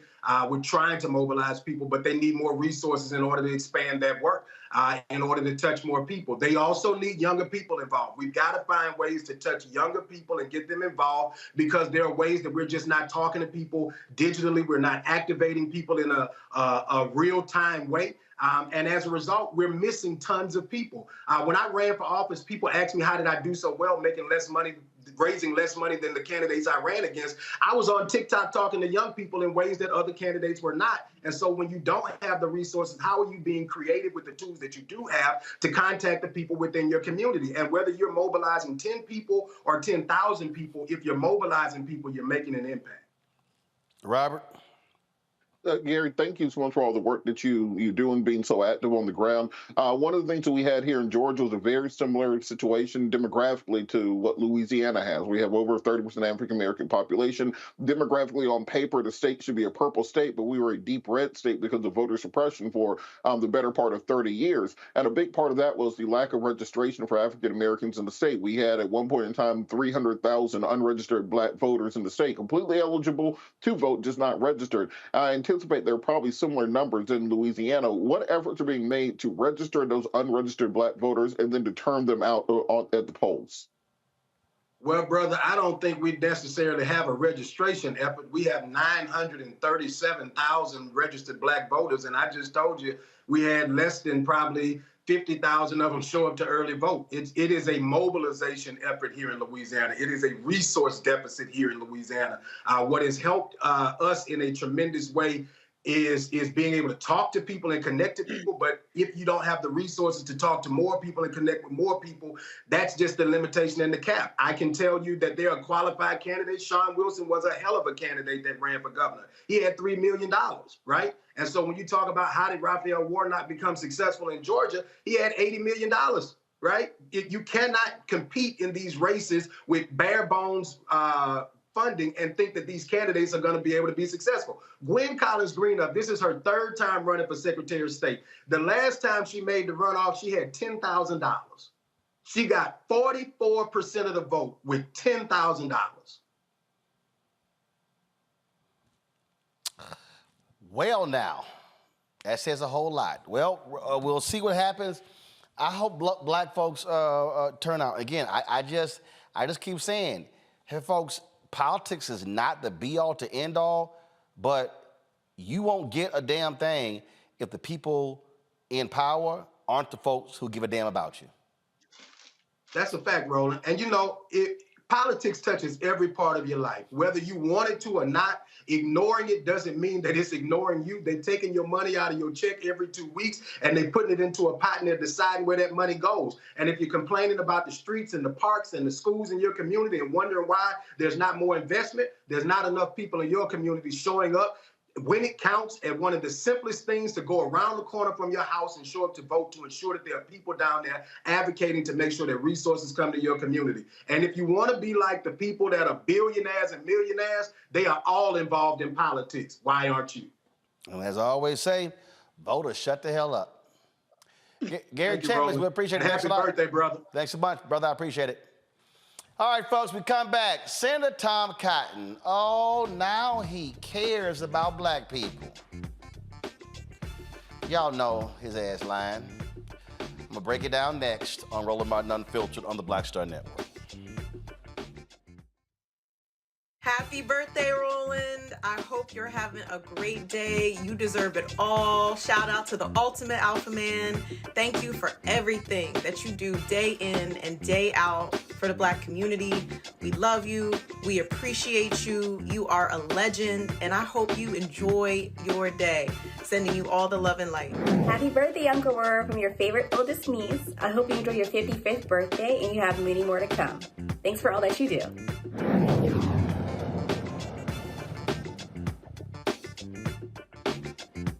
Next on the Black Table with me, Greg Carr, we welcome the Black Star Network's very own Roland Martin. who joins us to talk about his new book, White Fear: How the Browning of America is Making White Folks Lose Their Minds. The book explains so much about what we're going through in this country right now, and how, as white people head toward becoming a racial minority, it's going to get, well, let's just say, even more interesting. We are going to see more violence. We're going to see more vitriol, because as each day passes, it is a nail in that coffin. The one and only Roland Martin on the next Black Table, right here on the Black Star Network. Happy birthday, Uncle Roro. I know you're gonna come for my hair, but I'm studying for finals, so I get a pass. I don't wanna hear comb your hair. I don't wanna hear about being ashy. And if you're so concerned about everybody being ashy, I'll get you some lotion for Christmas. So have a great day. Don't be rude to people. Play your music loud. Do your little Scorpio thing. But whatever. Have a good day. Rockhead Uncle.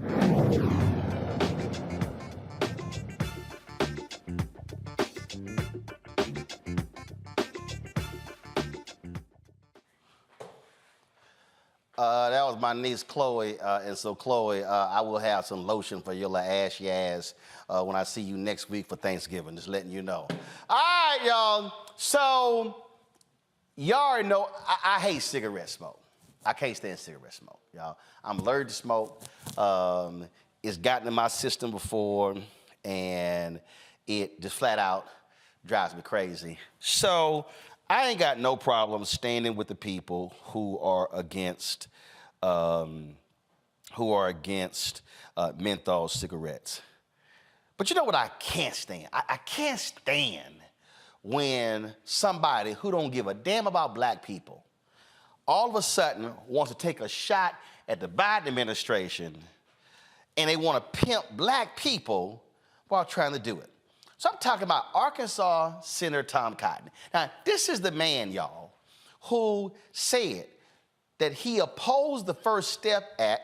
He said we should be putting more people in prisons. This is the same SOB who attacked Pentagon Secretary of Defense Lloyd Austin against DEI, who is always attacking stuff in the interest of black people. This is the same SOB who sent a letter to law firms the week after the Supreme Court affirmative action decision saying that their programs would be violating the Constitution. Just decided on his own.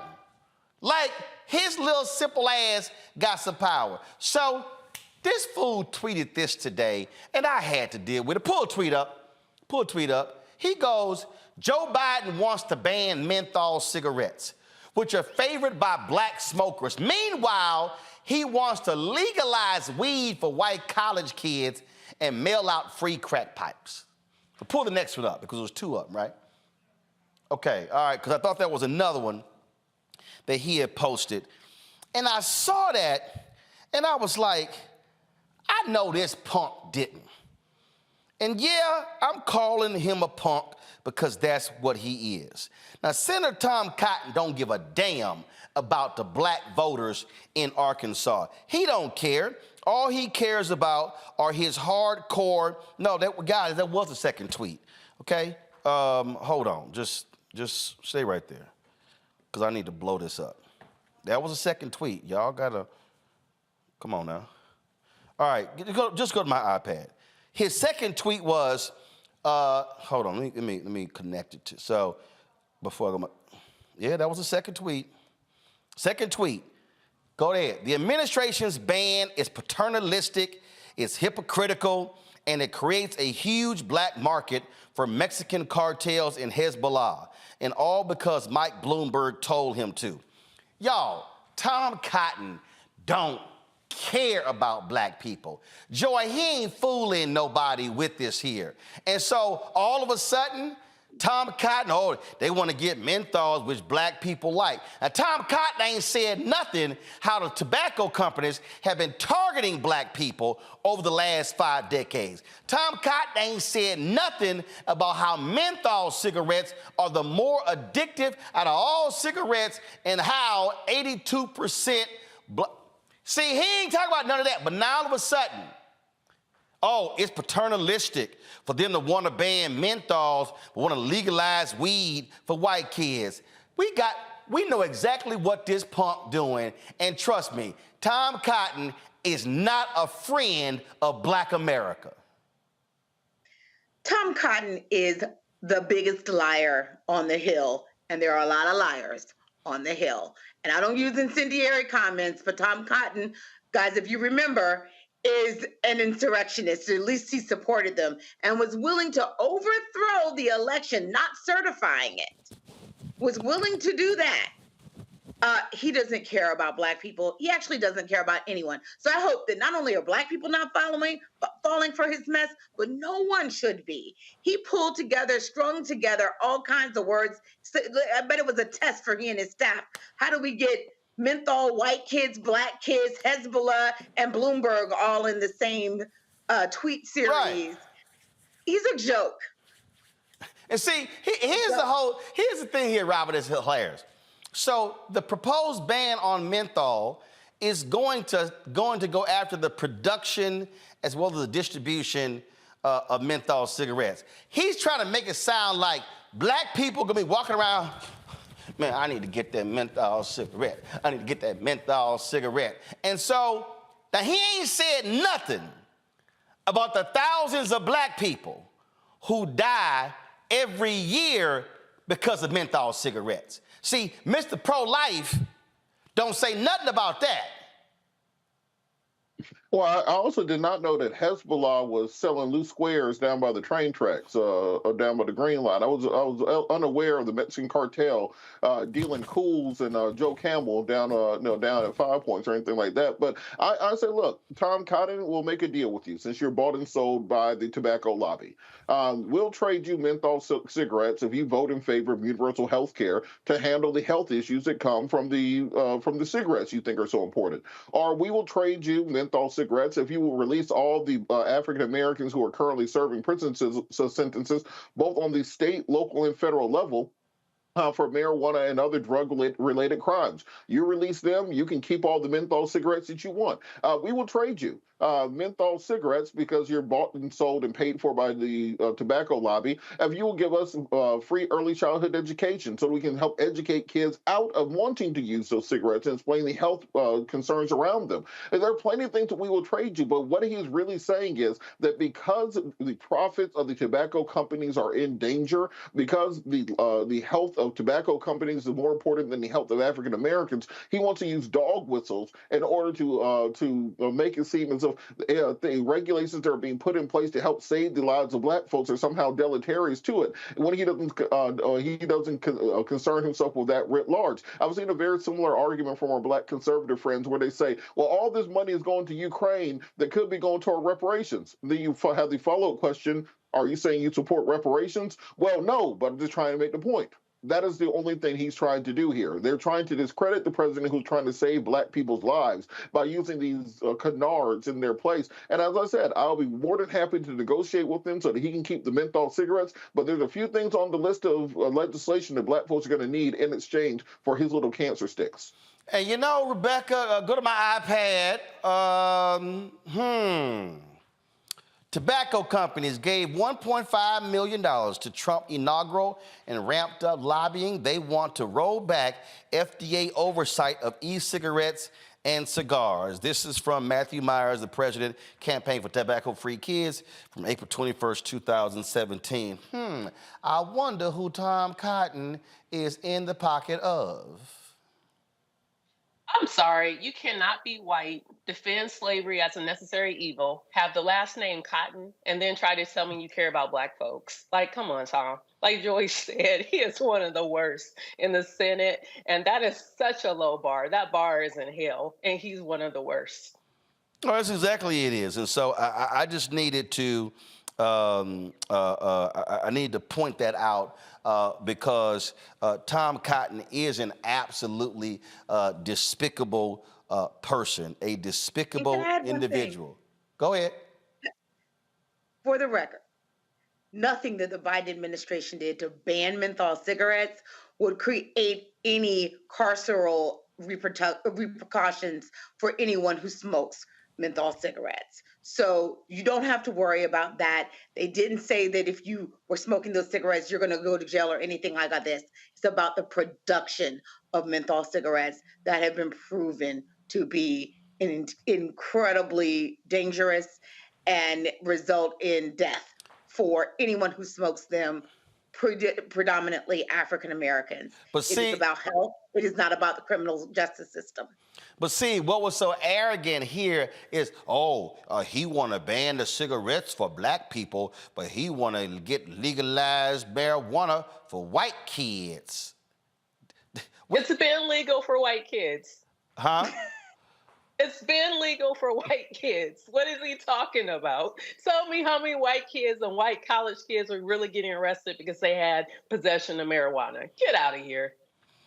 Yeah, and I'm quite sure, Robert, Tom Cotton is just really spending a lot of time going around to the black parts of Arkansas saying, here's what I'm going to do for y'all. I've just brought y'all some boxes of menthol cigarettes, and I want y'all to have a grand time, and I'm going to do all I can, black people, I'm going to do all I can to make sure y'all black people get to keep smoking the menthol cigarettes and keep killing yourselves and driving up the health care costs, and I'm going to make sure we don't expand Medicaid expansion, and guess what? I'm going to also make sure we do some cuts to Medicare and Social Security so your smoke-infested lungs won't be able to get treated. That's what I'm going to do for you, black people. It's one of those things where you can tell they did not think this out, and he's also never actually said this in front of black people. I would love to see Tom Cotton go to the black side of Little Rock that we've all been to a couple times, the one that seems a whole lot non-Arkansas-ish, and have the same speech in like a street corner or a barbershop or something like that, explaining to the black folks why they need more menthol cigarettes and why cancer is actually good for them. I would love to see him make that argument, but it's not going to happen. But this is a real case where we have to in the 24 campaign, start talking about how can we have campaign finance reform in American elections again, because Citizens United, you can literally have a senator who's just sponsored by the cigarette industry, just like the NASCAR driver having a coat on with all his sponsors on it, and he will work harder for the people who sponsor him than for the people that voted for him. And that's a danger to our democratic system, and we're seeing it across the board right now. And for all the black folks watching, remember I told y'all what he did? Go to my iPad. This was the letter that Tom Cotton sent to top law firms warning them about race-based hiring practices. So, yes, Tom Cotton don't want black people to get hired at law firms, but he damn sure wants you smoking menthol cigarettes. Ain't that... He wants you dead and unemployed. Precisely. I'll be right back on Roland Martin Unfiltered on the Black Star Network.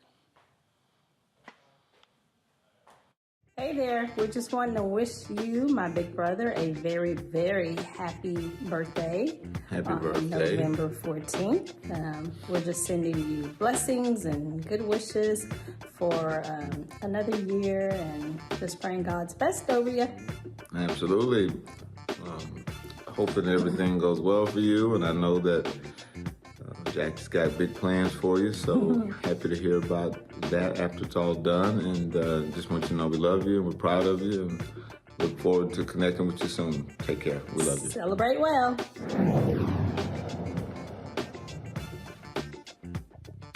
I'm Dee Barnes, and next on The Frequency, we have griot, performance artist and author, writer, singer, and composer, Queen Mother Nana Camille Yarborough. Please join us for an incredible conversation of knowledge, wisdom, and power of the elders. I'm a perception changer. You're a rearranger. You're a mind evolver and a problem solver. You're a beast eater, a soul excreter, a void filler, and a bile spiller. You are a thought former, a plan former, a power orchestrator, and a tongue translator. Right here on The Frequency on the Black Star Network. Happy birthday, Uncle Roro. Happy birthday. Happy birthday, big head man. Out of all my brother-in-laws named Roland, you're by far my favorite one. Have a very happy birthday, and we wish you many, many more. We love you very much. Love you. Hey, today is the one day of the year we all pretend you are the favorite child. Enjoy. Love you, big brother. Happy birthday.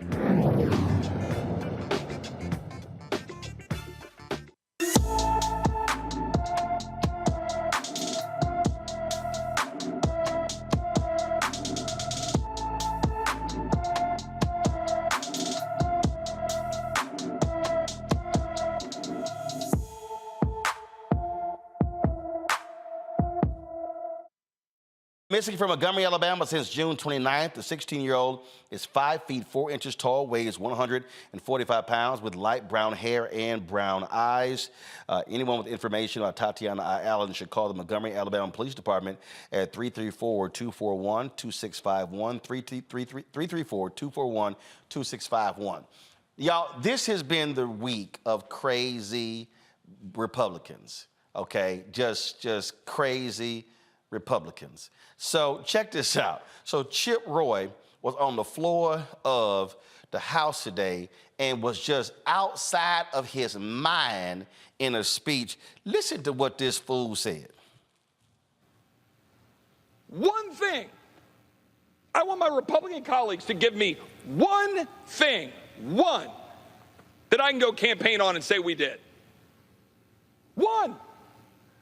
Anybody sitting in the complex, if you want to come down to the floor and come explain to me one material, meaningful, significant thing the Republican majority has done besides, well, I guess it's not as bad as the Democrats.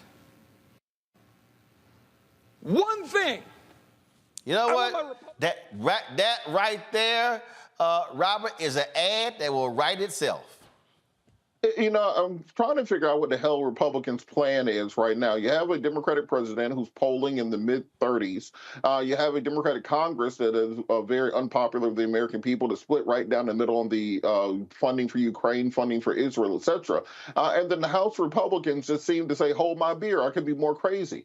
They deposed Kevin McCarthy for working with Democrats on having a continuing resolution to keep the government open. Then the new Speaker of the House, Mike Johnson, has a compromise with Democrats to keep the government open through a continuing resolution. You have the Republican debate where you have Vivek Ramaswamy and Nikki Haley going back and forth with each other, calling each other scum, etc. Donald Trump is doing not jokes and yo mama jokes about Chris Christie, calling him a fat pig. And the Republican Party really thinks that this is going to be what happens for the American people to hand the reins of power back over to them. They are a party in complete dysfunction. What used to be Tea Party, crazy MAGA Republicans are now moderate rhinos in this current Republican Party. People like John Boehner, Eric Cantor, Paul Ryan are no longer welcome in the Republican Party. They did John Boehner so bad he just became a weed head and drinks all day now. I'm not quite sure how they can form a governing coalition, but also Democrats are going to get their game together and capitalize on this. You should not be running neck and neck with a party that's in complete disarray, where you have George Santos with 21 felony counts, Lauren Boebert getting felt up at the theater, and everything else going on in the GOP, and y'all are barely beating them. Democrats are going to have to figure out a way to put some more distance between them and a party that's in free fall and collapse. You know what? I found a longer clip. Let me just go ahead and play this here, because I found it to be fantastic. Rebecca, watch this. One thing. I want my Republican colleagues to give me one thing, one, that I can go campaign on and say we did. One. Anybody sitting in the complex, if you want to come down to the floor and come explain to me one material, meaningful, significant thing the Republican majority has done. There's not one person on earth that hates saying I told you so. And I'm not an exception. I love saying that shit. Not secretly, publicly. Representative Chip Roy, Republican from Texas District 21. You ain't new. Welcome to the fucking world. Republicans don't do shit. They never have done shit. They don't have any plans to do shit. I love it so much, because it's like, all right, we ain't done nothing. Make sure we don't get reelected. He said the quiet part out loud. I really want to see a TikTok remix with Ray J's One Wish to go after him. He's like, one thing, and then just start playing One Wish right under it. I mean, look, Chip's great. You know, like, keep it moving, Chip. Like, maybe, you know, in February, I'm expecting for Republicans to kick out their current speaker. So maybe Chip should run and become the next Speaker of the House and actually do something for the remaining months of the year leading up to the general election in 2024. I mean, you know, I'm glad he's speaking truth to power. Maybe there could be more. You know what? Hold up. I'm gonna grab one of these bottles of alcohol from my party over here. So Joy, Joy, I'm gonna do a reenactment of Chip Roy. Anthony, give it a wide shot. All right, y'all. So I'm about to reenact for y'all Chip Roy on the floor of the House. We ain't doing shit. We've been here all this damn time. We've been in charge, and we ain't done a damn thing.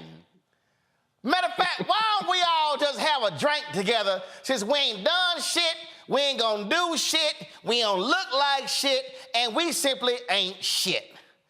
I'm Chip Roy, and I approve this message. Hey, man, he needs to hire you. This Chip, change parties. Chip, just change parties. No, Chip, take your drunk ass back home with that to Texas, and you and that other drunk ass Clay Huggins or Higgins, whatever his name is, because they by two of the dumbest people in Congress. It's insane. So, I mean, what is so crazy to me is that no matter what he's saying, I bet you if you asked him what he's going to do about it, the answer is pretty much nothing. Friends, you got to vote, and I'm not telling you who to vote for, but don't vote for people who will side with Tom Cotton and the likes of other Donald Trump and other people who only use you.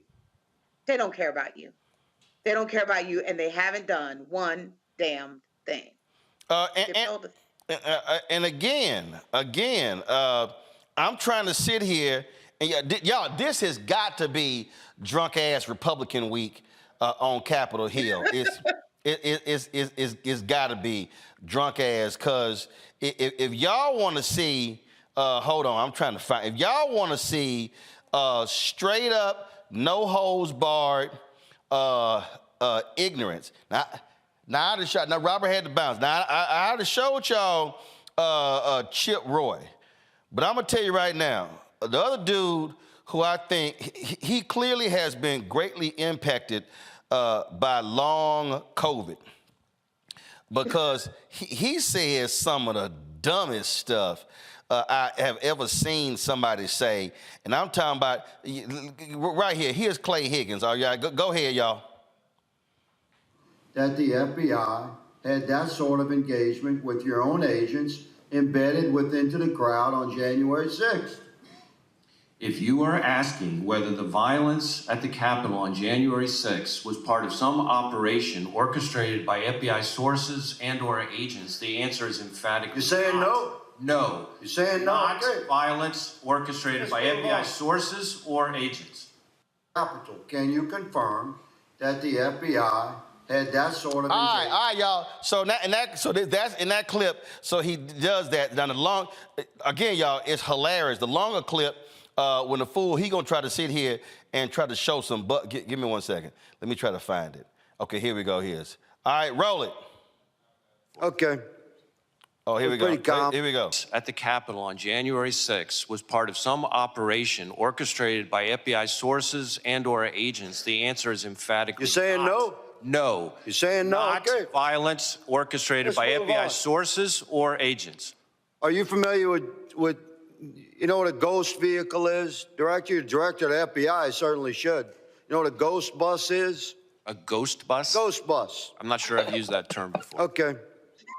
It's pretty common in law enforcement. It's a vehicle that's used for secret purposes. It's painted over. These two buses in the middle here, they were the first to arrive at Union Station on January 6th, 0500. I have all this evidence.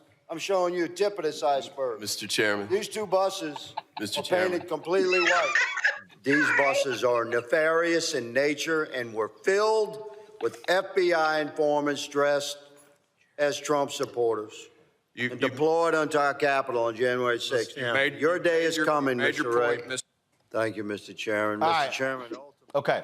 All right.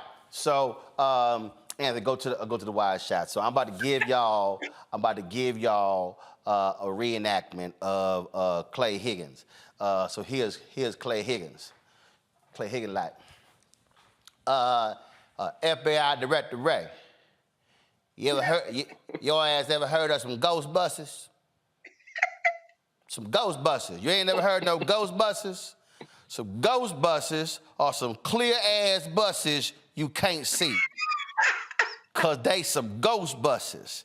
And on them ghost buses, Mr. FBI Director, them was some FBI informant ghosts that were on them ghost buses. I think, Mr. Head of the FBI, I think all over the Capitol on January 6th, it was a bunch of ghost FBI informants infiltrating the crowd, and we couldn't see them because they ghosts. Now, do y'all have a ghost task force at the FBI? And Kysre Ray says, did you say, do we have a GOAT task force? No, man, I said in my Louisiana drawl, do y'all have some ghost task forces? Because I know I saw some ghosts on them ghost buses. That's how his ass sounded, Rebecca. Maybe he has that free weed that Tom Cotton talking about. Like, this is like Scooby-Doo and the Mystery Machine. Like, what the hell is he talking about? Anytime you go to Union Station, it's filled with buses like that because they actually have parking for buses, especially when people are staging for events. And then Rebecca, I saw them ghost buses at 5 o'clock in the morning. And right now they're there. And at 5 a.m., there's going to be buses there. And guess what? Everybody can see them. So they're not ghost buses because we can see them. Like, Nah, people too. Nah, Joey, that's some bullshit. I saw them ghost buses, and it was ghosts just all in them buses, just talking to each other, and all of them are FBI informants. Who you gonna call? Ghostbusters! The only thing that will be ghost is us if we allow these people to win. Please.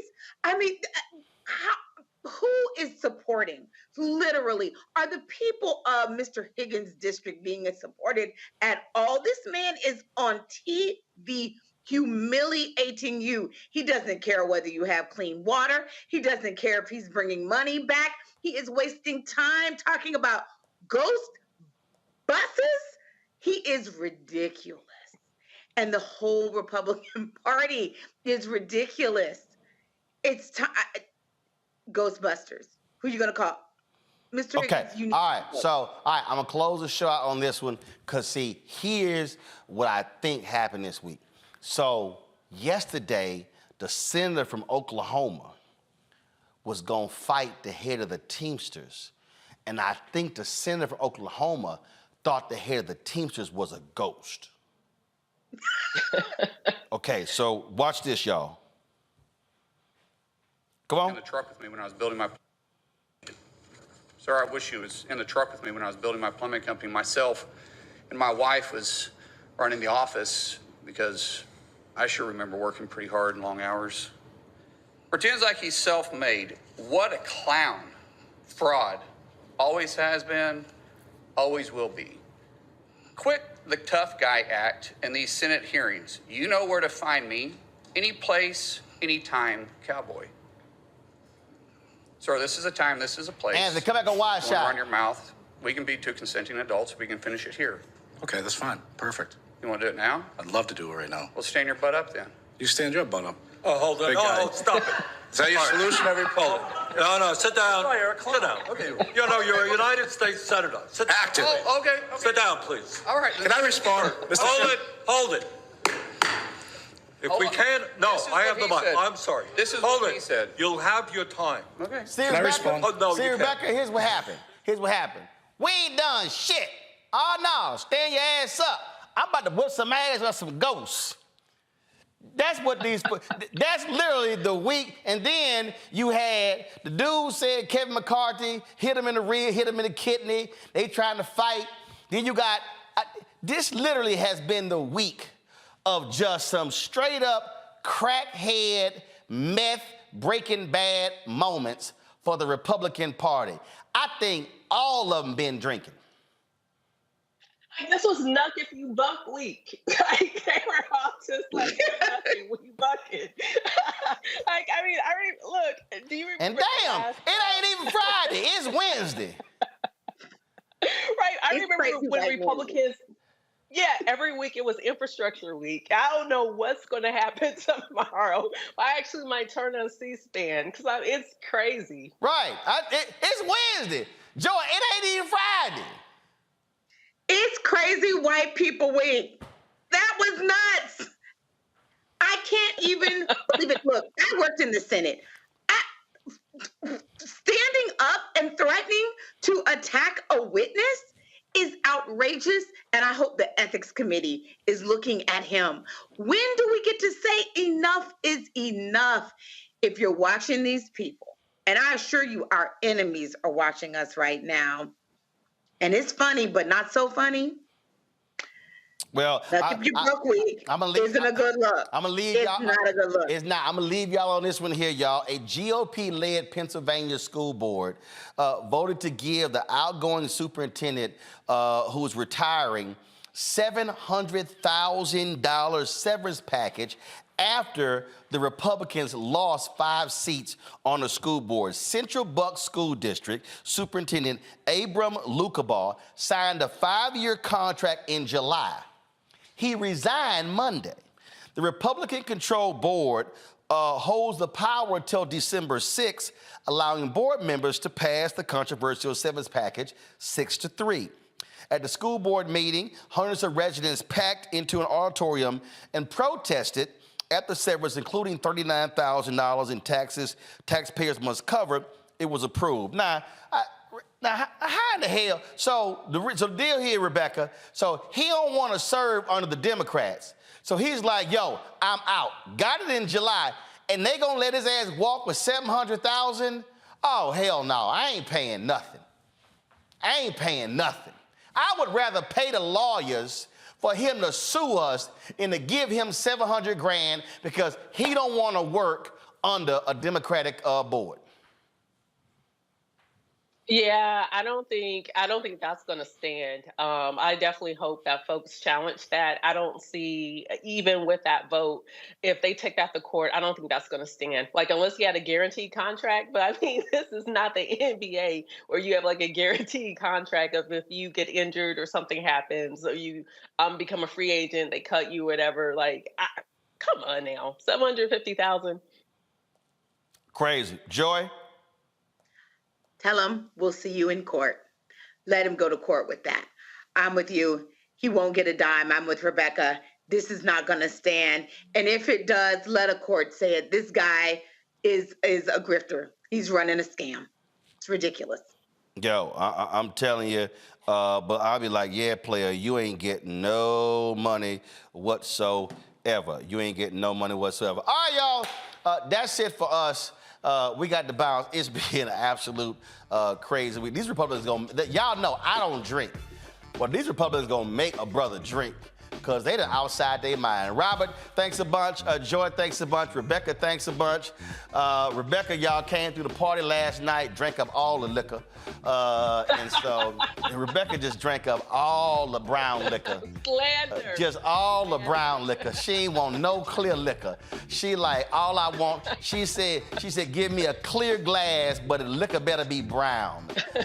It was straight club brown liquor up in here. I'm surprised we still got half half a bottle of whatever this Basil Hayden Kentucky Straight Bourbon Whiskey. I'm shocked.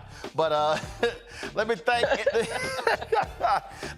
everybody who came out. Let me thank all of y'all who gave me birthday shout-outs on social media. I appreciate that. Let me thank, of course, our staff. We had a great time with the party. Lynette, our caterer. Lindsay, who handled booking the bartender. Everything was fantastic. Say what? I know Cynthia was the bartender. I said, let me thank Lindsay for hiring the bartender. Carol, don't be interrupting me while I'm in the middle of a doggone thanking everybody. Sitting here. Damn, see? I'm trying to sit here and go through, and she interrupted Cynthia the bartender. I know who Cynthia was. All right. Again, let me thank Lindsay for booking Cynthia the bartender.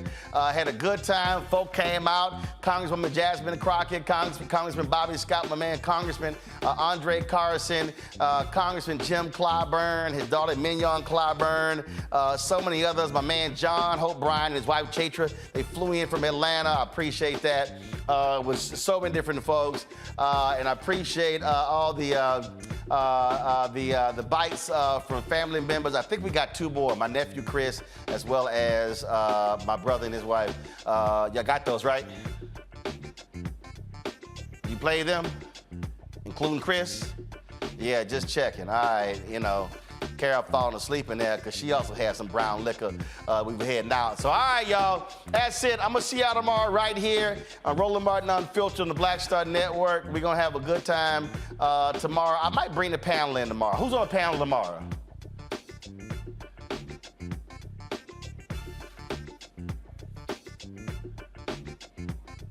All right, so see if they can come into the studio tomorrow. So, all right, y'all, that's it.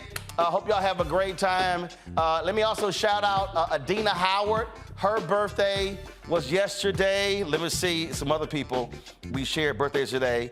My girl, let's see here. Adina's birthday was yesterday. Angel's birthday was yesterday. Bianca. Kosia's birthday was yesterday. Carlia's birthday was yesterday. I know a whole bunch of 11-14 folk whose birthday was yesterday. And so I think Carlisa Rice's birthday is on the 14th as well. So let me thank everybody as well. So again, I'll see y'all tomorrow. Don't forget to support us in what we do. That is join our Bring the Funk fan club. So you can check in money order to P.O. Box 57196, Washington, D.C. 20037-0196. Cash App, $RM Unfiltered. PayPal, R Martin Unfiltered. Venmo is RM Unfiltered. Zelle, Roland at RolandSMartin.com. Roland at RolandMartinUnfiltered.com. Download the Black Star Network app, Apple phone, Android phone, Apple TV, Android TV, Roku, Amazon Fire TV, Xbox One, Samsung Smart TV. Don't forget you can watch us on, of course, on Amazon News. But go to Amazon Fire, check us out there. Tell Alexa, play news from Black Star Network. Plex TV, Amazon Freevee, and Amazon Prime Video. And be sure to get a copy of my book, White Fear, How the Browning of America is Making White Folks Lose Their Minds. Folks, that's it. I'll see y'all tomorrow, folks, right here. Same channel, same bat place on All About Unfiltered on the Black Star Network. Folks, Black Star Network is here. Hold no punches. I'm real revolutionary right now. Support this man, Black Media. He makes sure that our stories are told. Thank you for being the voice of Black America, Roland. Stay black. I love y'all. All momentum we have now, we have to keep this going. The video looks phenomenal. See, there's a difference between Black Star Network and Black-owned media and something like CNN. You can't be Black-owned media and be scared. It's time to be smart. Bring your eyeballs home. You dig?